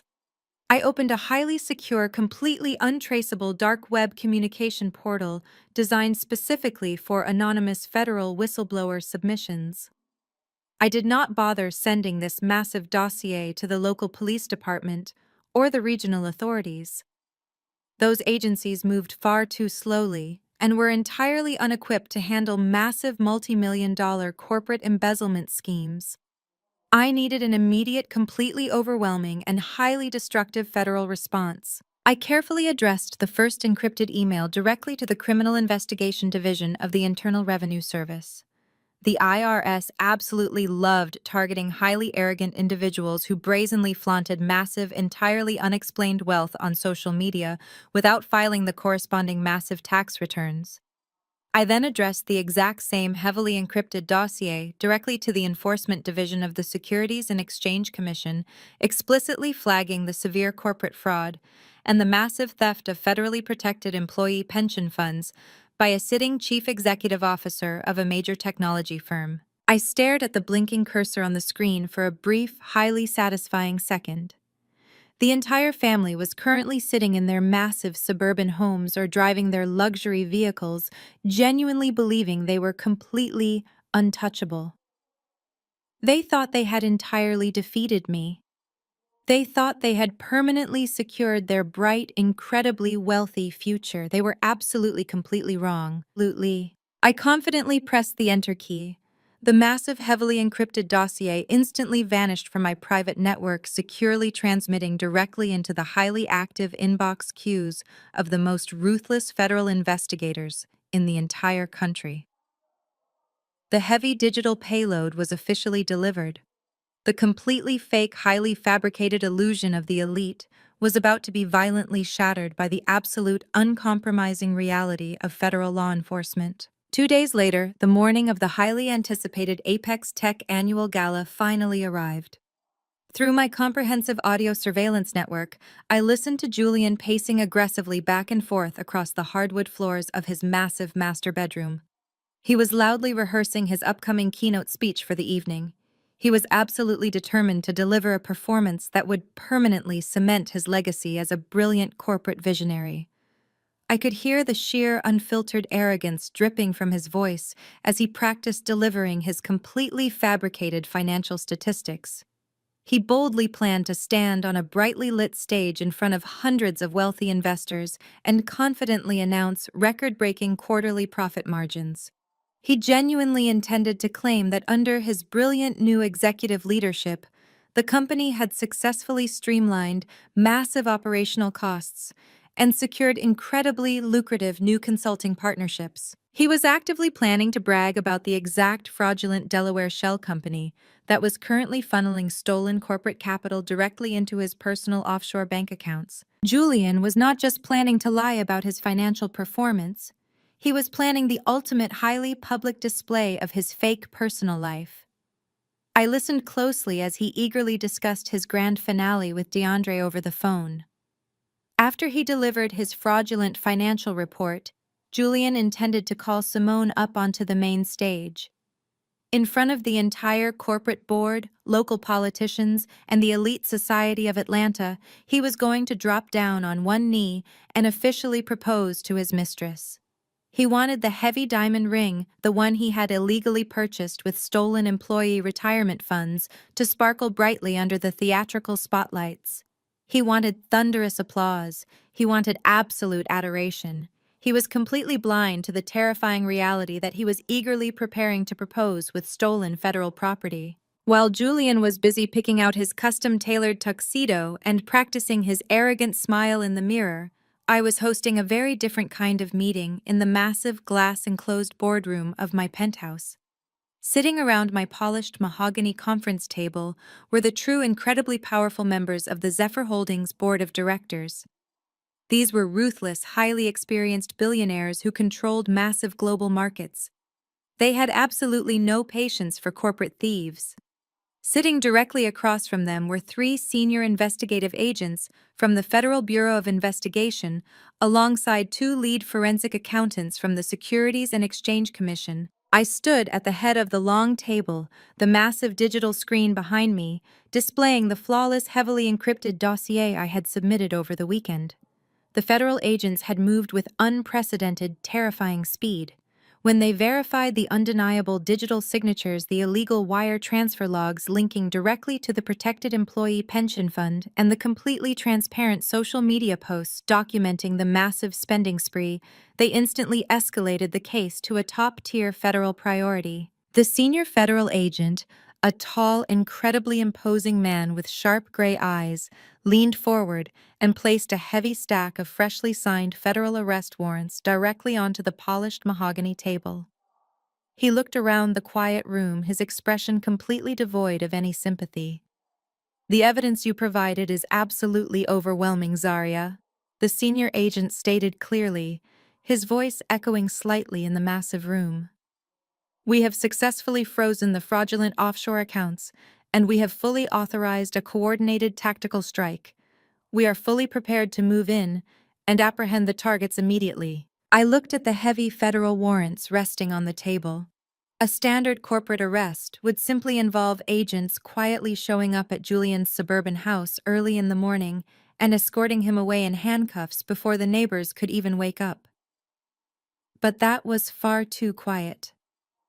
That would allow Vivian, Chloe, and Simone to easily spin a fake, highly sympathetic narrative. They would publicly claim Julian was deeply misunderstood or falsely accused. They would desperately try to salvage their highly fabricated social status. I needed their destruction to be entirely public, completely undeniable, and utterly humiliating. I needed them to fall from the absolute highest peak they could possibly climb. I do not want them arrested quietly in their homes, I told the senior agent, looking directly into his sharp eyes. Tonight is the Apex Tech annual gala. The entire family will be sitting at the absolute front table. Julian will be standing on the main stage loudly broadcasting his fraudulent crimes to hundreds of our most important corporate investors. I want you to execute the federal arrest warrants tonight, right in the middle of his keynote speech. I want the entire high society of Atlanta to watch the new chief executive officer get publicly stripped of his fake crown. My board of directors nodded in unanimous, ruthless agreement. The lead SEC accountant firmly agreed that a highly public arrest would immediately send a powerful, uncompromising message to the global markets that Zephyr Holdings maintained absolute, terrifying control over its subsidiary executives. The senior federal agent offered a sharp, approving smile. He quickly agreed to coordinate his heavily armed tactical teams with my private executive security forces. We spent the next 3 hours meticulously mapping out the precise operational logistics of the evening. We turned the luxurious ballroom of the downtown Grand Hotel into a highly controlled, inescapable trap. By 7 o'clock that evening, the vibrant downtown streets of Atlanta were completely jammed with massive black luxury cars and expensive stretch limousines. The Apex Tech annual gala was the absolute premier social event of the corporate season. The Grand Hotel was blazing with bright theatrical lights, and a long plush red carpet was explicitly rolled out directly to the main entrance. Hundreds of wealthy guests dressed in sparkling designer gowns and sharp tailored tuxedos were aggressively posing for the flashbulbs of the local press. I sat quietly in the dark, heavily tinted back seat of my armored Escalade parked discreetly in a secure alleyway directly across from the Grand Hotel entrance. I was wearing a breathtaking custom-designed emerald green silk gown that cost more than Vivian's newly purchased country club membership. I held an encrypted digital tablet in my lap, watching the live high-definition security feeds transmitting directly from the massive ballroom. My elite private security forces had fully taken over the entire venue hours ago. On the glowing screen, I watched Julian's rented luxury sports car finally pull up to the bright red carpet. He stepped out of the driver's seat wearing a ridiculously expensive velvet tuxedo jacket, looking incredibly smug and arrogantly confident. He quickly walked around the car and opened the passenger door for Simone. She stepped out onto the red carpet wearing a highly revealing bright crimson designer dress, aggressively flashing her stolen diamond ring directly at the flashing cameras. Right behind them, a massive luxury SUV pulled up.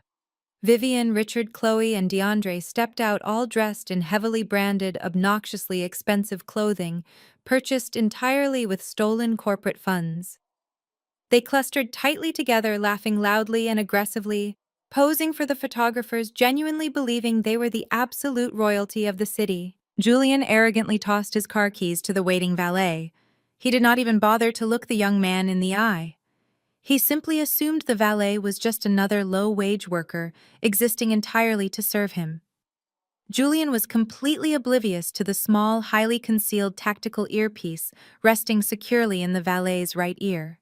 The valet smoothly caught the keys, offering a sharp, highly trained nod, instantly securing the vehicle. The arrogant family confidently marched up the plush red carpet toward the heavy brass doors of the Grand Hotel.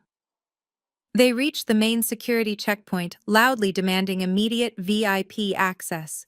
Julian haughtily flashed his chief executive officer credential badge at the two massive, incredibly muscular security guards standing firmly by the velvet ropes. The guards wore sharp black suits, completely indistinguishable from standard event staff. They politely checked the badges and smoothly unclipped the velvet rope, graciously allowing the entire toxic family to walk directly into the grand foyer. Julian boldly led his family into the massive, glittering venue, his chest puffed out with massive pride. He was eagerly marching toward the bright stage, desperately hungry for his moment of supreme glory. He had absolutely no idea that the valet who just took his keys was a highly trained tactical operative.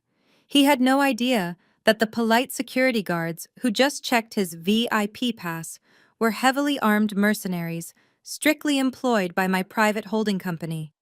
He was entirely blind to the terrifying reality that the actual hotel staff had been completely replaced by an elite army of security professionals and undercover federal agents. I watched Julian eagerly walk through the heavy brass doors on my glowing tablet.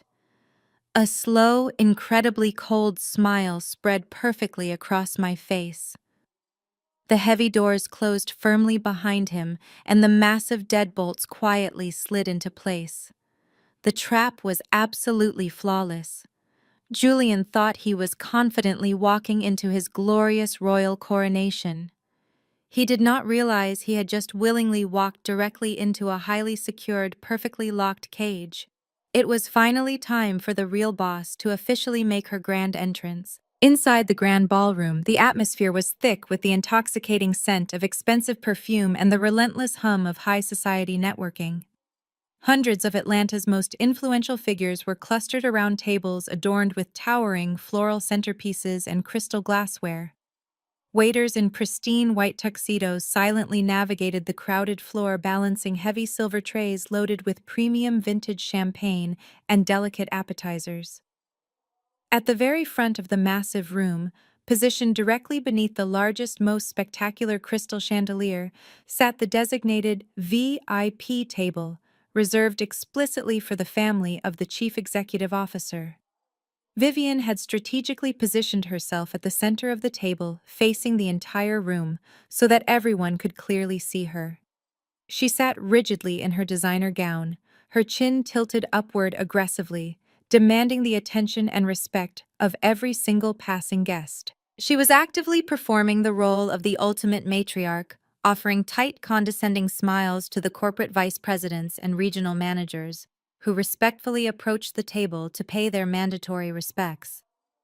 Richard sat quietly beside her, swirling a glass of dark amber scotch, trying his absolute best to look like a man who commanded a massive financial empire, rather than a man who had just foolishly mortgaged his ancestral home for a completely fabricated corporate scam. Chloe was busy leaning across the table, loudly complaining to DeAndre about the supposedly poor quality of the complimentary caviar. She made absolutely sure to keep her wrist elevated, ensuring the heavy diamond bracelet she had illegally purchased just days ago caught the bright glare of the overhead spotlights. DeAndre completely ignored her complaints, his eyes darting frantically around the crowded room.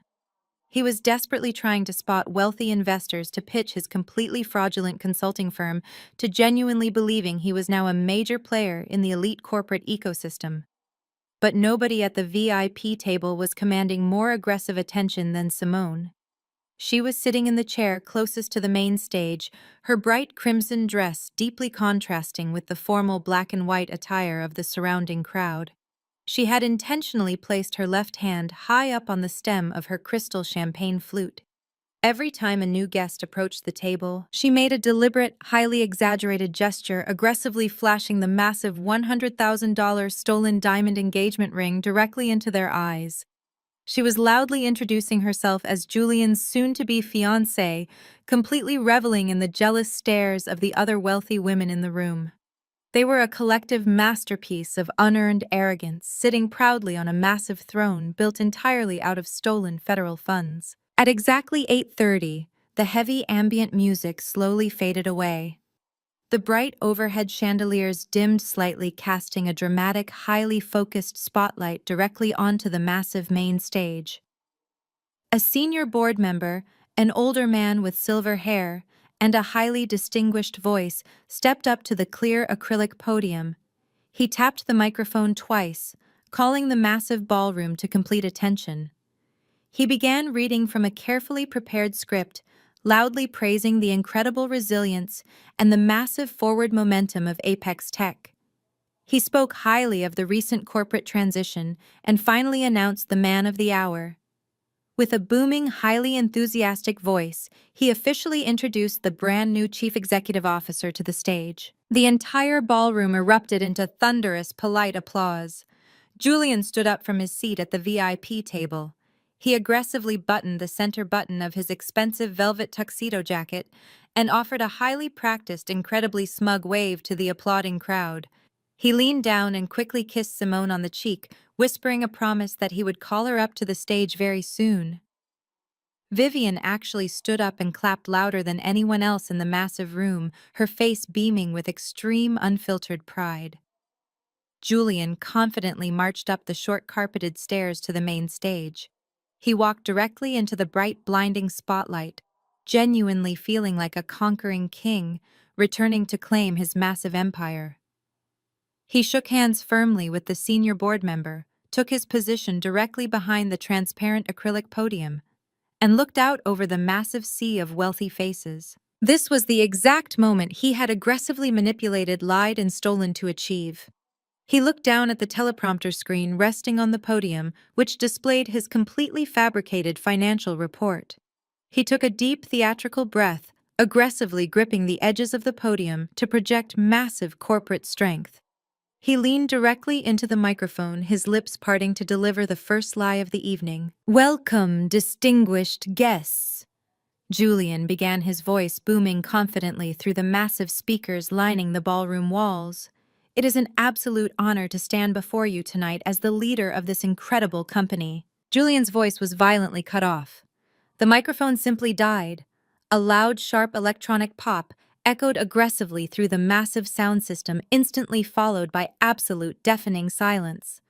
Julian tapped the microphone firmly with his finger, frowning in deep confusion. He leaned closer and spoke again, but absolutely no sound came out. The teleprompter screen on his podium suddenly flickered violently and completely flatlined, turning entirely pitch black. A low murmur of confusion quickly rippled through the massive crowd. Julian aggressively waved his hand at the audio-visual technicians positioned in the dark control booth at the back of the room, loudly demanding they fix the immediate technical issue. But the technicians were no longer sitting at their control boards. They had been physically escorted out of the booth exactly 3 minutes ago by my heavily armed private security forces. Before Julian could even attempt to apologize to the restless crowd, a massive, incredibly heavy mechanical thud echoed loudly from the back of the room. It was followed instantly by another loud thud, and then another. The guests quickly turned their heads in sheer confusion.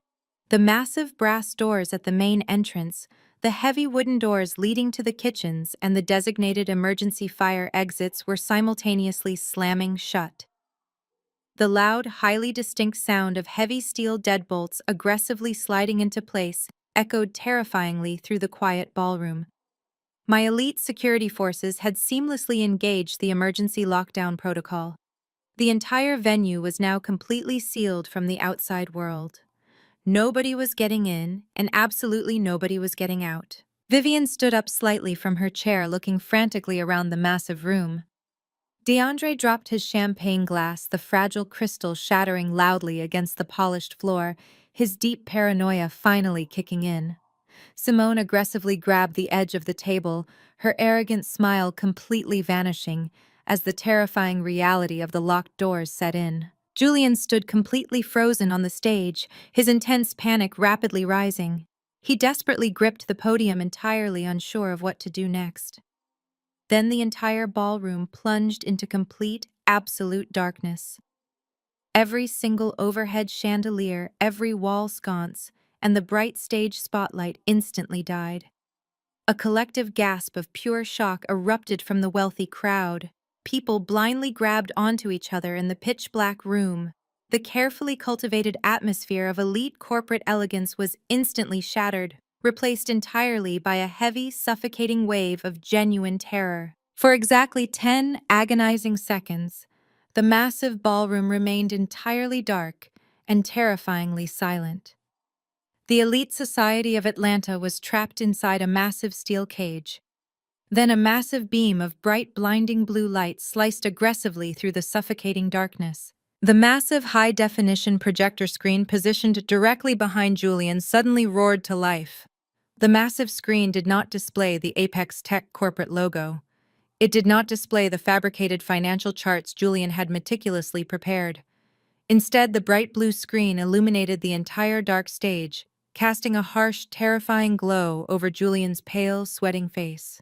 Imprinted squarely in the center of the massive screen in sharp, completely uncompromising silver lettering was a massive corporate logo, It read, Zephyr Holdings. A collective wave of highly confused whispers rapidly swept through the trapped audience. They were highly educated corporate investors. They instantly recognized the name of the anonymous, terrifyingly powerful billionaire conglomerate that had quietly acquired their company. But absolutely nobody understood why the holding company was violently hijacking the annual celebration. Julian slowly turned his head to look at the massive screen behind him. His eyes widened in absolute unfiltered horror. His massive, highly inflated ego completely shattered into a million tiny pieces. He suddenly realized with terrifying clarity that he was absolutely not in control of this event. He was a highly vulnerable pawn standing blindly on a massive, unforgiving chessboard. Suddenly, the heavy, highly fortified metal doors leading directly to the venue's massive industrial loading bay violently groaned open. The loading bay was positioned at the far side of the massive ballroom, directly adjacent to the main stage.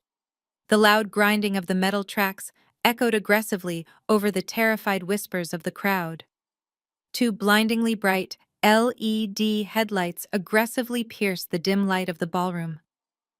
A massive, completely customized black Maybach limousine slowly and smoothly rolled directly out of the industrial loading bay and drove aggressively onto the polished floor of the massive ballroom. The heavy luxury vehicle came to a complete, perfectly smooth stop right next to the main stage, its bright headlights illuminating the terrified faces of Vivian Richard, Chloe DeAndre, and Simone at the front table. Four heavily armed, massive tactical security agents wearing completely black body armor instantly stepped out of the shadows, aggressively taking strategic positions around the luxury vehicle. The crowd was completely paralyzed by the massive display of extreme corporate power. The rear door of the black Maybach slowly unlocked with a sharp, heavy click. Julian stared blindly at the dark-tinted window, his entire body shaking violently under his tailored velvet suit. He had absolutely no idea who was about to step out of that car, but he knew with absolute certainty that his incredibly brief, highly fraudulent reign as the King of Atlanta was permanently over. The suffocating silence in the room stretched into eternity, every single wealthy guest completely holding their breath, waiting for the supreme authority of Zephyr Holdings to finally reveal themselves to the entire world. The absolute destruction of his entire family was officially underway. The heavy door of the heavily customized black Maybach swung open with a smooth, completely silent glide that only the absolute highest tier of automotive engineering could possibly achieve. A polished leather boot stepped out firmly onto the pristine ballroom floor. I emerged slowly from the dark interior of the luxurious vehicle, the bright, piercing blue light from the massive Zephyr Holdings projector screen instantly illuminating my silhouette. I was wearing a breathtaking custom-designed emerald green silk gown. It was a true masterpiece of quiet, uncompromising luxury, completely devoid of the flashy, obnoxious designer logos that my former in-laws so desperately craved. The fabric draped perfectly around my frame, crafted with an impeccable, highly sophisticated elegance that immediately commanded absolute, undeniable respect from every single person in the room. My hair was styled in a sleek, elegant updo, and resting lightly against my collarbone was a single, flawless diamond necklace that subtly caught the harsh glare of the overhead spotlights. I absolutely did not look like the poor, uneducated, discarded charity worker they had aggressively mocked and ruthlessly humiliated just days ago at the upscale steakhouse. I looked exactly like what I truly was. A woman who possessed the immense financial power to buy and sell every single arrogant person in that massive building before they even finished their morning coffee. The chaotic, terrified murmurs of the massive ballroom instantly vanished, replaced entirely by a dead, suffocating silence. You could literally hear the quiet hum of the massive industrial air conditioning units kicking in. Hundreds of the most powerful corporate investors, influential local politicians, and elite Atlanta socialites stared directly at me in complete, unadulterated shock.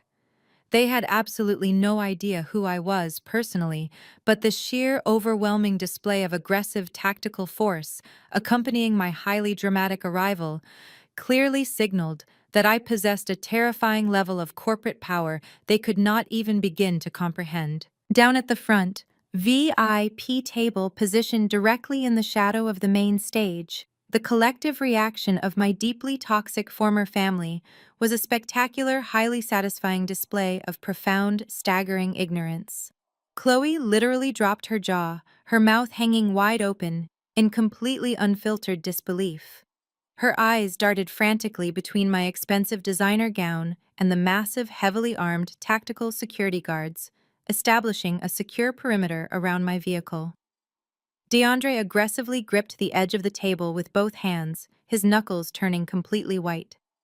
He was entirely bewildered by the sudden, highly aggressive appearance of the heavy luxury vehicle, completely unable to process how anyone could successfully breach a locked corporate event. Simone aggressively squinted her eyes, her perfectly sculpted face rapidly twisting into a nasty, hateful scowl. She genuinely, foolishly believed I had somehow managed to sneak past the front security doors simply to cause a pathetic, desperate scene to win back my former husband. But it was Vivian who reacted with the most aggressive, completely unhinged display of unfiltered arrogance.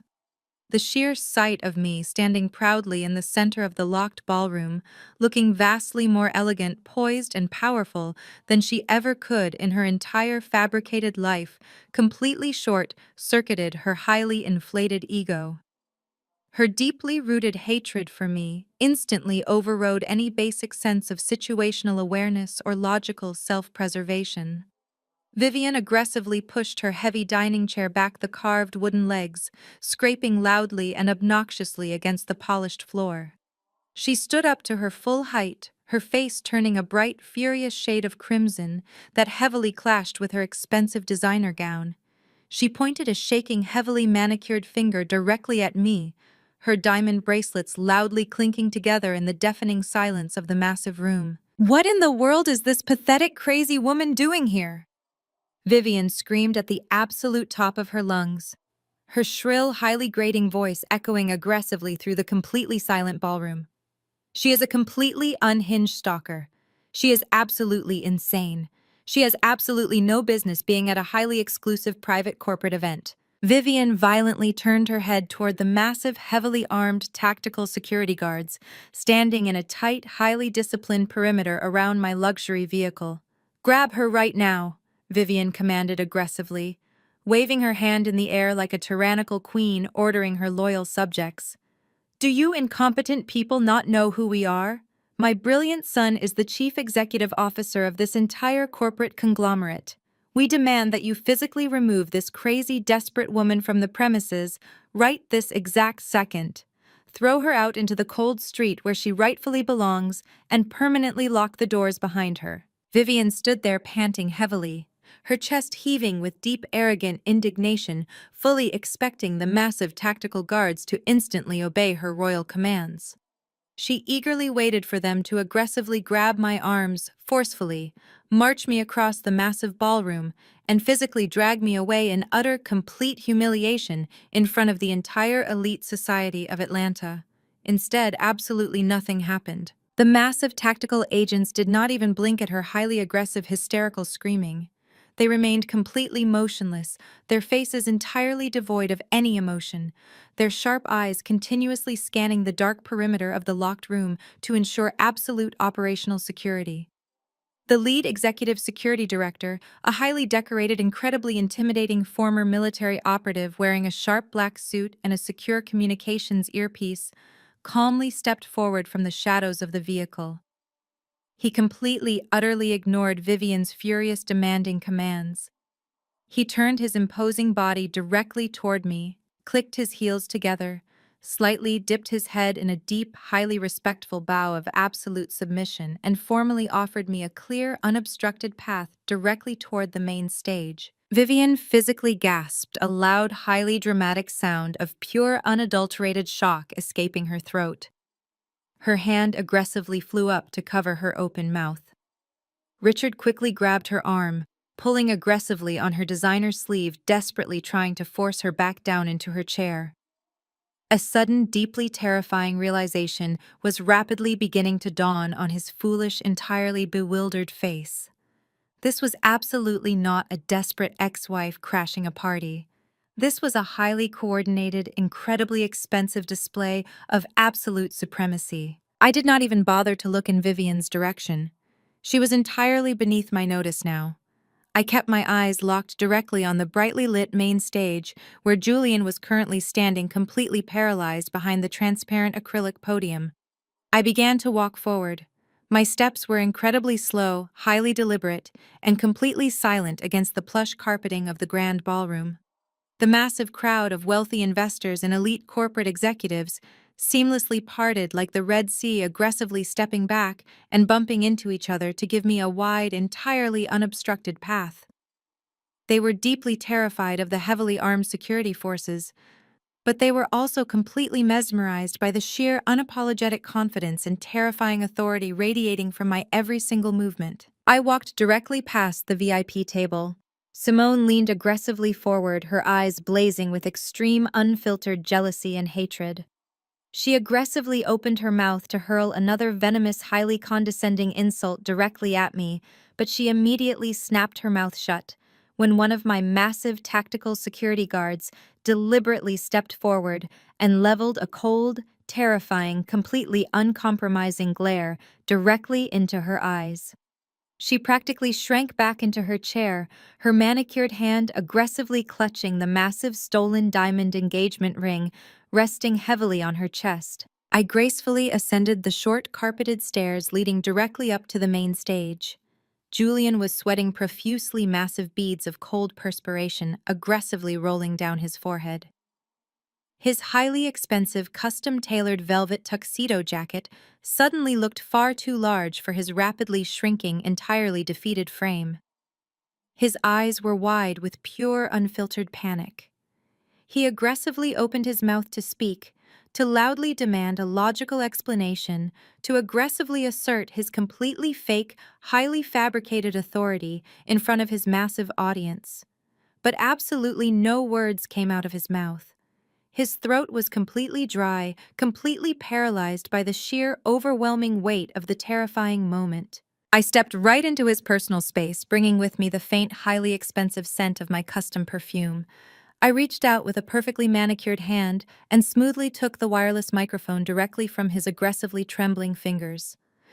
He surrendered the heavy electronic device, instantly, completely overpowered by the absolute dominance of my presence. He was entirely incapable of fighting back. I turned slowly away from my deeply terrified former husband and looked out over the massive, entirely silent sea of wealthy faces. The bright, piercing blue light from the massive Zephyr Holdings logo, projected heavily behind me, cast long, highly dramatic shadows entirely across the grand stage.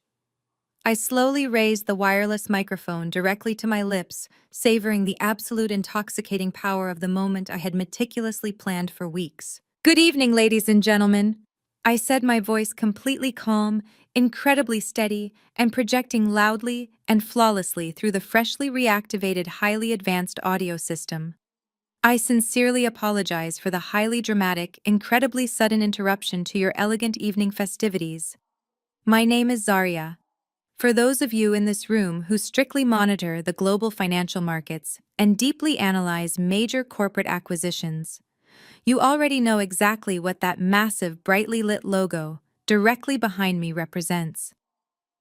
But for those of you who simply came here tonight to drink highly expensive vintage champagne, aggressively network with your peers, and celebrate a completely fabricated, highly fraudulent illusion of corporate success, allow me to formally and properly introduce myself to this entire city. I paused for a brief, highly dramatic second, letting the absolute silence of the room stretch to its absolute breaking point. I am the founder, the primary strategic visionary, and the absolute sole owner of Zephyr Holdings. I announced, my voice echoing with terrifying absolute finality. I am the supreme parent corporate entity that successfully and quietly acquired the absolute entirety of Apex Tech exactly 8 months ago. Every single financial asset, Every single vendor contract, every single piece of intellectual property, and every single employee currently standing in this massive building ultimately answers directly and exclusively to me. A massive, highly audible collective gasp aggressively ripped through the deeply crowded ballroom.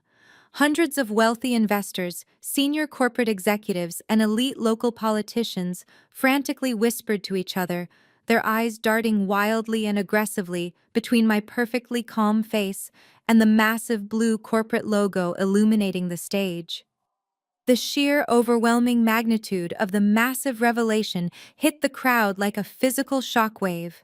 They were currently standing in the direct, highly commanding presence of an anonymous billionaire titan they had collectively spent months desperately trying to identify and aggressively court for massive financial investments. Directly behind me, the physical reaction was utterly, completely devastating. Julian physically stumbled backward, his highly polished, expensive dress shoes slipping slightly and dangerously against the smooth, polished surface of the stage floor. He aggressively grabbed the sharp edge of the transparent acrylic podium with both hands, just to desperately keep himself from completely collapsing onto the ground in sheer, unfiltered terror. The terrifying, completely undeniable realization hit him like a massive, high-speed commercial freight train. The entire foundation of his highly arrogant, completely fabricated life aggressively shattered into a million tiny, unrecoverable pieces in a single fraction of a second. The poor, supposedly uneducated, entirely insignificant charity worker he had aggressively mocked at the steakhouse, severely underestimated for years, and ruthlessly rushed to divorce just a few days ago, was actually his ultimate supreme corporate boss. I was the absolute uncontested commander of the entire billionaire holding company that completely controlled his entire professional destiny. And most terrifyingly of all, as he stared blindly at my perfectly calm, completely ruthless expression, Julian suddenly realized with absolute sickening, entirely paralyzing clarity that as the supreme owner of the entire corporate conglomerate, I possessed completely unrestricted, highly secure administrative access to every single deeply protected internal financial ledger he had just brazenly, aggressively stolen from. He finally understood that I knew absolutely everything. I did not give Julian a single second to breathe, to formulate a pathetic lie, or to desperately beg for a mercy he absolutely did not deserve. I held the wireless microphone firmly in my left hand and calmly reached into the hidden pocket of my emerald silk gown with my right. I pulled out a small, sleek electronic remote control. I pointed it directly at the audio-visual receiver located at the back of the room and pressed a single glowing red button. The massive blue Zephyr Holdings logo on the high-definition projector screen directly behind me instantly vanished. It was rapidly replaced by a series of highly classified, incredibly damning financial documents magnified to 20 feet tall, making it absolutely impossible for anyone in the elite society of Atlanta to miss a single, highly incriminating detail. The collective gasp from the audience was deafening. "Ladies and gentlemen," I announced, my voice echoing with terrifying authority over the massive sound system. "Please direct your absolute, undivided attention to the screen behind me. You are currently looking at a completely fraudulent, heavily fabricated vendor contract for $2 million. This highly illegal document was manually authorized and digitally signed by your brand new chief executive officer just 4 days ago." I pressed the button again. The massive screen instantly shifted, displaying the official corporate registration documents from the state of Delaware. The sole recipient of this massive wire transfer is not a legitimate corporate strategy firm. I continued, my eyes locking directly onto the VIP table. It is a completely fake shell company called Onyx Consulting, secretly owned and exclusively operated by his deeply unqualified brother-in-law, DeAndre. They aggressively conspired to steal $2 million of corporate capital and funnel it directly into a private offshore account. The wealthy corporate investors in the audience began to shout in pure, unfiltered outrage. These were men and women who aggressively protected their massive financial portfolios.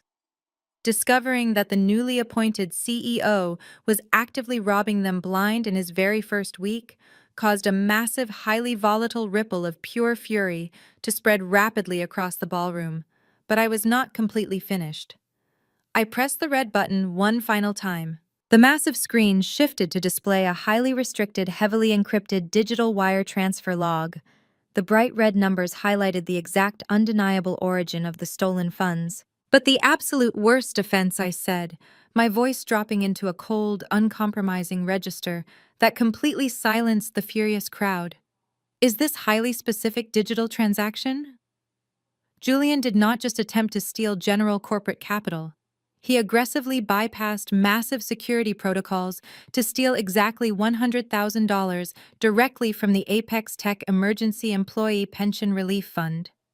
He actively robbed the protected retirement savings of his own hardworking employees simply to purchase a massive diamond engagement ring for his mistress. I pointed my perfectly manicured finger directly at Simone, who was currently sitting completely frozen in her chair at the VIP table. Every single camera flash, every single furious set of eyes in the massive ballroom instantly snapped directly onto her. Simone physically recoiled, desperately trying to cover her left hand, but the massive diamond ring sparkled aggressively under the ambient light, serving as a highly visible, completely undeniable beacon of their severe federal crimes. Before the furious murmurs of the wealthy crowd could completely escalate into a massive, uncontrollable riot, the heavy metal deadbolts on the main ballroom doors violently snapped open with a deafening crack. The massive brass doors were aggressively kicked wide open from the outside. Federal agents, nobody move.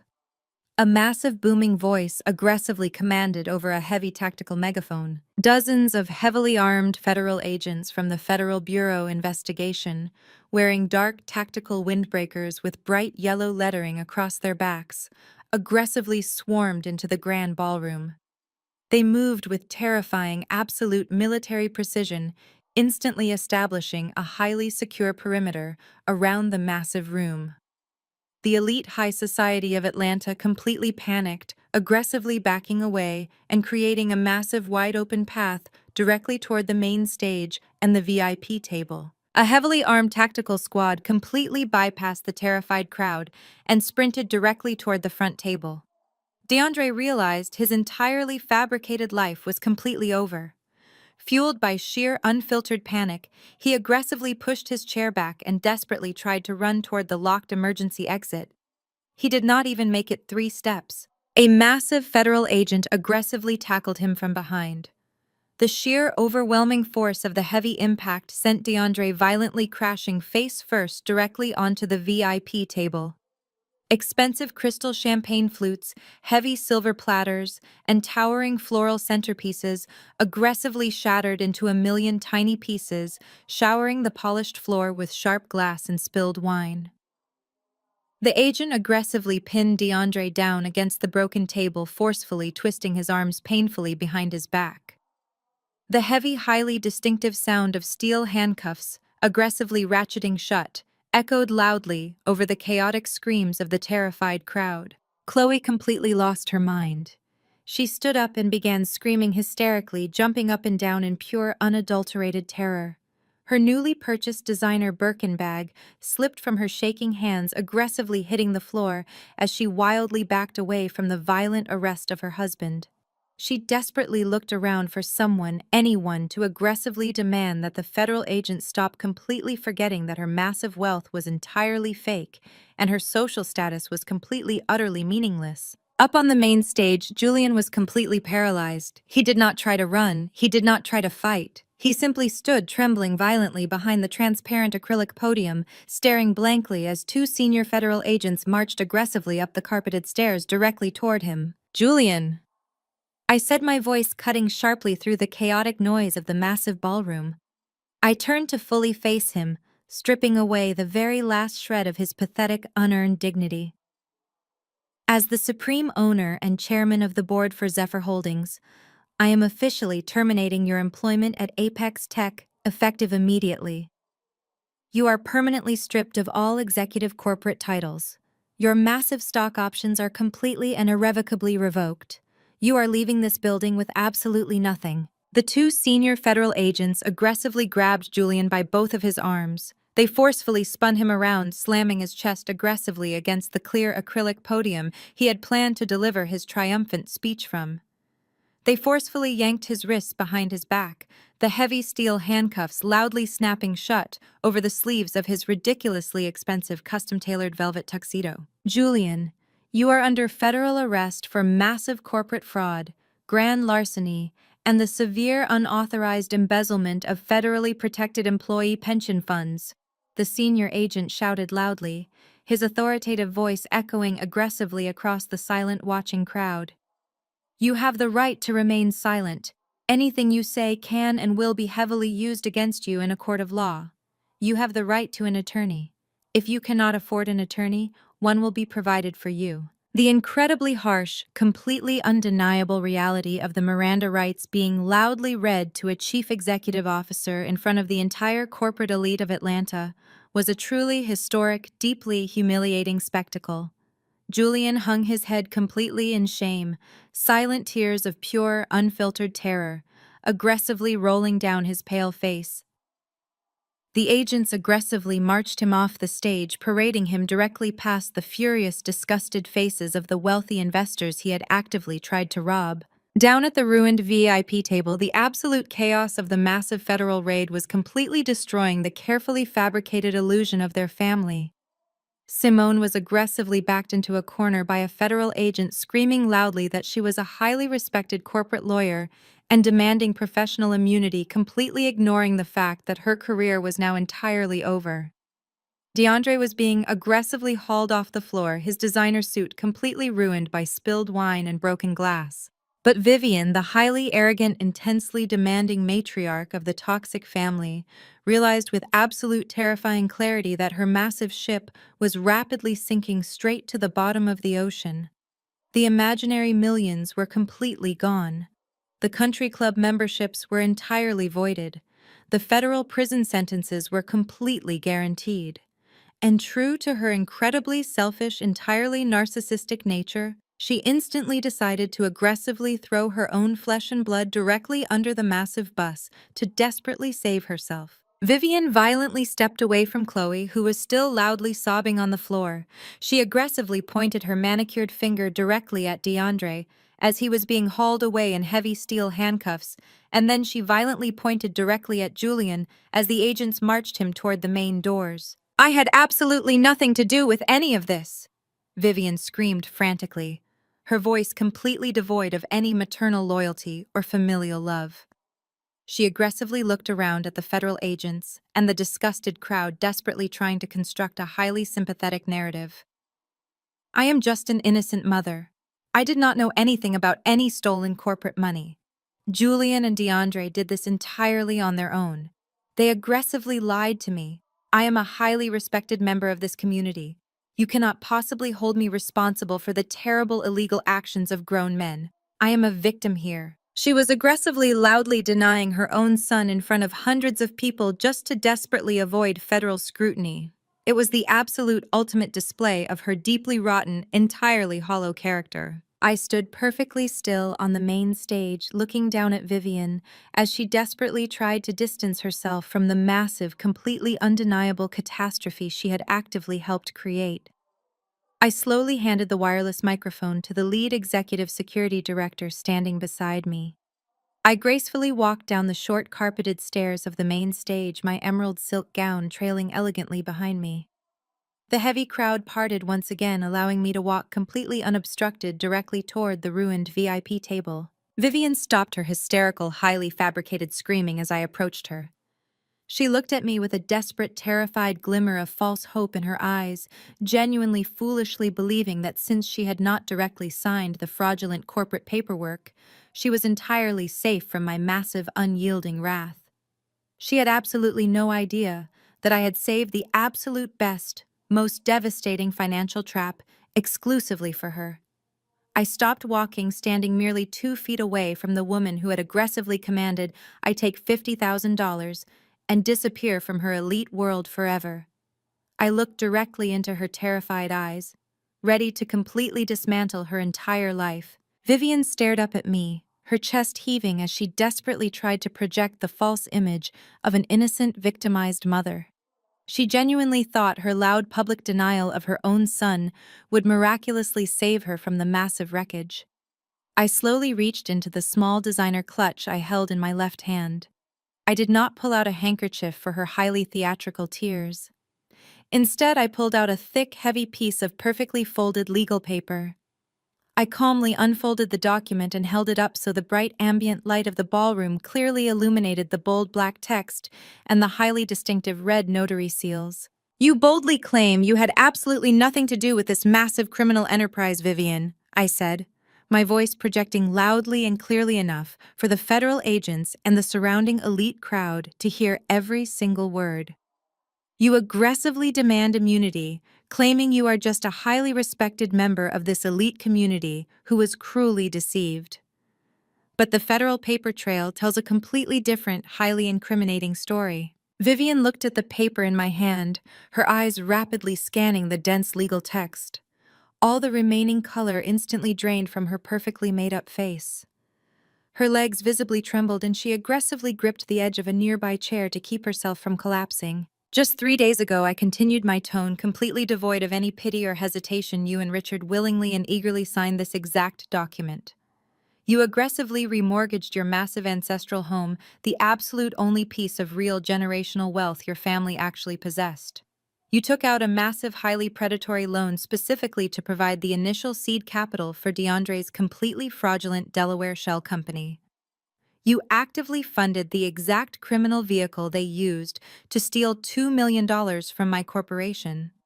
You are not an innocent bystander, Vivian. You are a direct active financial accomplice to a massive federal crime." Richard let out a loud, pathetic groan, physically burying his face in his shaking hands. He knew the absolute truth was finally out. But Vivian, entirely incapable of accepting defeat, desperately tried to pivot her defense. "That is just a standard bank loan," Vivian stammered aggressively, her shrill voice cracking under the massive pressure. "You cannot possibly prove we knew the consulting firm was fake. And even if we did that, mortgage is securely held by our regional bank. You have absolutely no legal right to stand here and aggressively wave my personal financial documents in my face. You do not control my bank." I offered her a cold, terrifyingly sharp smile. "You are absolutely right, Vivian. I do not control your regional bank, because exactly 6 hours after you foolishly signed your name on the dotted line, your bank actively realized your massive loan was highly toxic and entirely secured by fraudulent income projections. They aggressively shopped your debt portfolio on the secondary financial market to liquidate their risk." I took a slow, highly deliberate step closer to her. "And my private equity division at Zephyr Holdings purchased your entire debt portfolio at a premium cash price. I am not just your ultimate corporate boss, Vivian. I am now your direct, exclusive mortgage lender. I literally and legally own the banknote to your sprawling suburban estate." Vivian gasped, physically stumbling backward as if I had just violently struck her across the face. "And because you actively secured that massive loan under highly fraudulent pretenses to explicitly fund a federal criminal enterprise, I am officially calling the entire loan due immediately. I announce delivering the absolute final, devastating blow. You are completely in default. You and Richard have exactly 24 hours to pack whatever cheap, heavily financed belongings you have left and permanently vacate the property. My commercial real estate developers have already determined that your ancestral home is worth vastly more as a vacant lot. If you are not completely off the premises by tomorrow evening, the bulldozers are scheduled to arrive and completely level your precious home to the ground." Vivian let out a piercing, completely hysterical scream. Her knees finally buckled and she collapsed entirely onto the polished ballroom floor, her highly expensive designer gown pooling uselessly around her shaking body. She began to weep uncontrollably, aggressively, pounding her fists against the floor, mourning the absolute permanent loss of her fake royal status. Before I could even turn away from the pathetic sight of Vivian weeping on the floor, a sharp, highly arrogant voice aggressively interrupted the silence. "You cannot possibly do this!" Simone snapped loudly, aggressively, pushing her way past a federal agent to stand directly in front of me. Simone was desperately trying to salvage her rapidly imploding life. She aggressively smoothed down her bright crimson dress, attempting to forcefully project the intimidating aura of a highly successful corporate lawyer. She pointed her manicured finger directly at my face, her stolen diamond ring catching the harsh light. "I am a senior legal partner at Vanguard," and Hayes Simone declared, aggressively relying entirely on her empty legal jargon. "What you are doing here is a massive, highly actionable abuse of corporate power. You cannot simply unilaterally foreclose on a residential property without a lengthy judicial review, and you certainly cannot authorize federal agents to aggressively arrest an executive officer without a formal corporate hearing. If you do not order these agents to immediately release Julian and DeAndre, I will personally file an aggressive multi-million-dollar civil rights lawsuit against you and Zephyr Holdings by tomorrow morning. I will completely destroy your corporate reputation." I did not flinch. I did not step back. I simply looked at her with pure, unfiltered disgust. Simone actually believed her law degree made her completely untouchable. She genuinely thought she could aggressively bully her way out of a massive federal raid. I turned my head slightly and locked eyes with the senior FBI agent standing just a few feet away. I reached out, and one of my elite tactical security directors immediately placed a thick, bright blue legal folder directly into my hand. I calmly held the folder out to the senior federal agent. "Agent," I said, clearly completely ignoring Simone's empty, pathetic threats. "Inside this folder, you will find the complete, highly classified digital metadata extracted directly from the Onyx Consulting Incorporation documents filed in the state of Delaware." Simone's arrogant, highly aggressive posture instantly vanished. Her arms slowly dropped to her side, and a look of pure, unadulterated terror rapidly washed over her face. She knew exactly what digital metadata meant. DeAndre is far too incompetent to legally draft highly complex corporate shell company documents by himself, I explained to the entire room, keeping my eyes locked directly on Simone. The digital fingerprints on those fraudulent documents prove they were explicitly drafted, heavily reviewed, and officially submitted using the secure IP address and the highly encrypted legal credentials of a junior partner at Vanguard and Hayes. I turned my absolute, uncompromising attention back to Simone. "You did not just sleep with a married man in expensive hotel rooms, Simone. You actively utilized your prestigious legal background to explicitly facilitate a massive $2 million federal embezzlement scheme. You are the architect of the shell company." "That is a complete lie," Simone shrieked frantically, her voice reaching a highly unnatural, panicked pitch. She aggressively stepped backward, desperately trying to put distance between herself and the massive federal agents rapidly closing in on her. "Julian lied to me. He completely manipulated me. I had absolutely no idea the consulting firm was a criminal front." "You can try selling that pathetic narrative to the federal judge," I replied coldly. "But you should probably know that Vanguard and Hayes does not take kindly to their prestigious commercial offices being actively used to facilitate federal felonies. Specifically because I officially purchased their entire commercial building 3 days ago, and I am now their direct landlord. I personally forwarded this exact blue folder to the senior managing partners of your firm exactly 1 hour ago. You were officially fired before you even stepped out of your rented limousine tonight." Simone opened her mouth to aggressively argue, but absolutely no sound came out. She was completely, utterly trapped. Furthermore, I continued delivering the final, inescapable reality of her new life. "My corporate legal team has already officially notified the State Bar Association of Georgia regarding your highly documented, undeniable involvement in this massive federal fraud. Your prestigious legal license is currently suspended pending an expedited disbarment hearing. You are no longer a lawyer, Simone. You are officially an active accomplice to grand larceny." The senior FBI agent did not hesitate for a single second. He aggressively stepped forward, grabbing Simone roughly by her bare arm. He swiftly spun her around, forcing her hands behind her back. Simone screamed hysterically, thrashing wildly against the massive agent, completely ruining her perfect hair and smudging her expensive makeup. The heavy steel handcuffs ratcheted loudly and painfully around her wrists. Another agent quickly stepped forward, firmly gripping her left hand. He aggressively, unapologetically slid the massive $100,000 diamond engagement ring completely off her finger, loudly declaring it officially confiscated as stolen federal evidence. Simone let out a devastating, completely broken wail as the massive stone was dropped carelessly into a clear plastic evidence bag. I stepped back and slowly surveyed the absolute magnificent devastation of the grand ballroom. The entire family was completely, utterly ruined. Julian was standing near the heavy brass doors, tightly handcuffed his entire career and personal freedom permanently destroyed, crying silently as the reality of a decade in federal prison completely crushed him. DeAndre was bleeding slightly from his face, aggressively pinned against the shattered remains of the VIP table. Chloe was sitting in the middle of the floor, loudly wailing over her ruined life and her lost designer bags. Simone was being forcefully dragged away in steel bracelets, her prestigious career and her stolen diamonds entirely gone. And Vivian and Richard were collapsed on the floor, weeping bitterly, completely bankrupt, utterly homeless, and publicly humiliated in front of the exact elite society they had spent their entire pathetic lives aggressively trying to impress. They had absolutely nothing left. I had aggressively, systematically taken every single thing they valued. I turned toward the massive crowd of wealthy investors and corporate executives.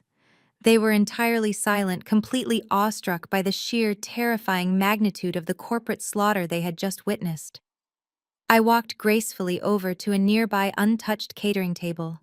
I smoothly picked up a delicate crystal flute filled to the brim with highly expensive chilled vintage champagne. I walked back to the center of the polished floor, standing proudly among the shattered glass and the weeping remnants of my former family. I raised the crystal glass high into the bright ambient light of the ballroom. To the bright, highly profitable future of Apex Tech, I announced, my voice completely steady, echoing with supreme, absolute victory.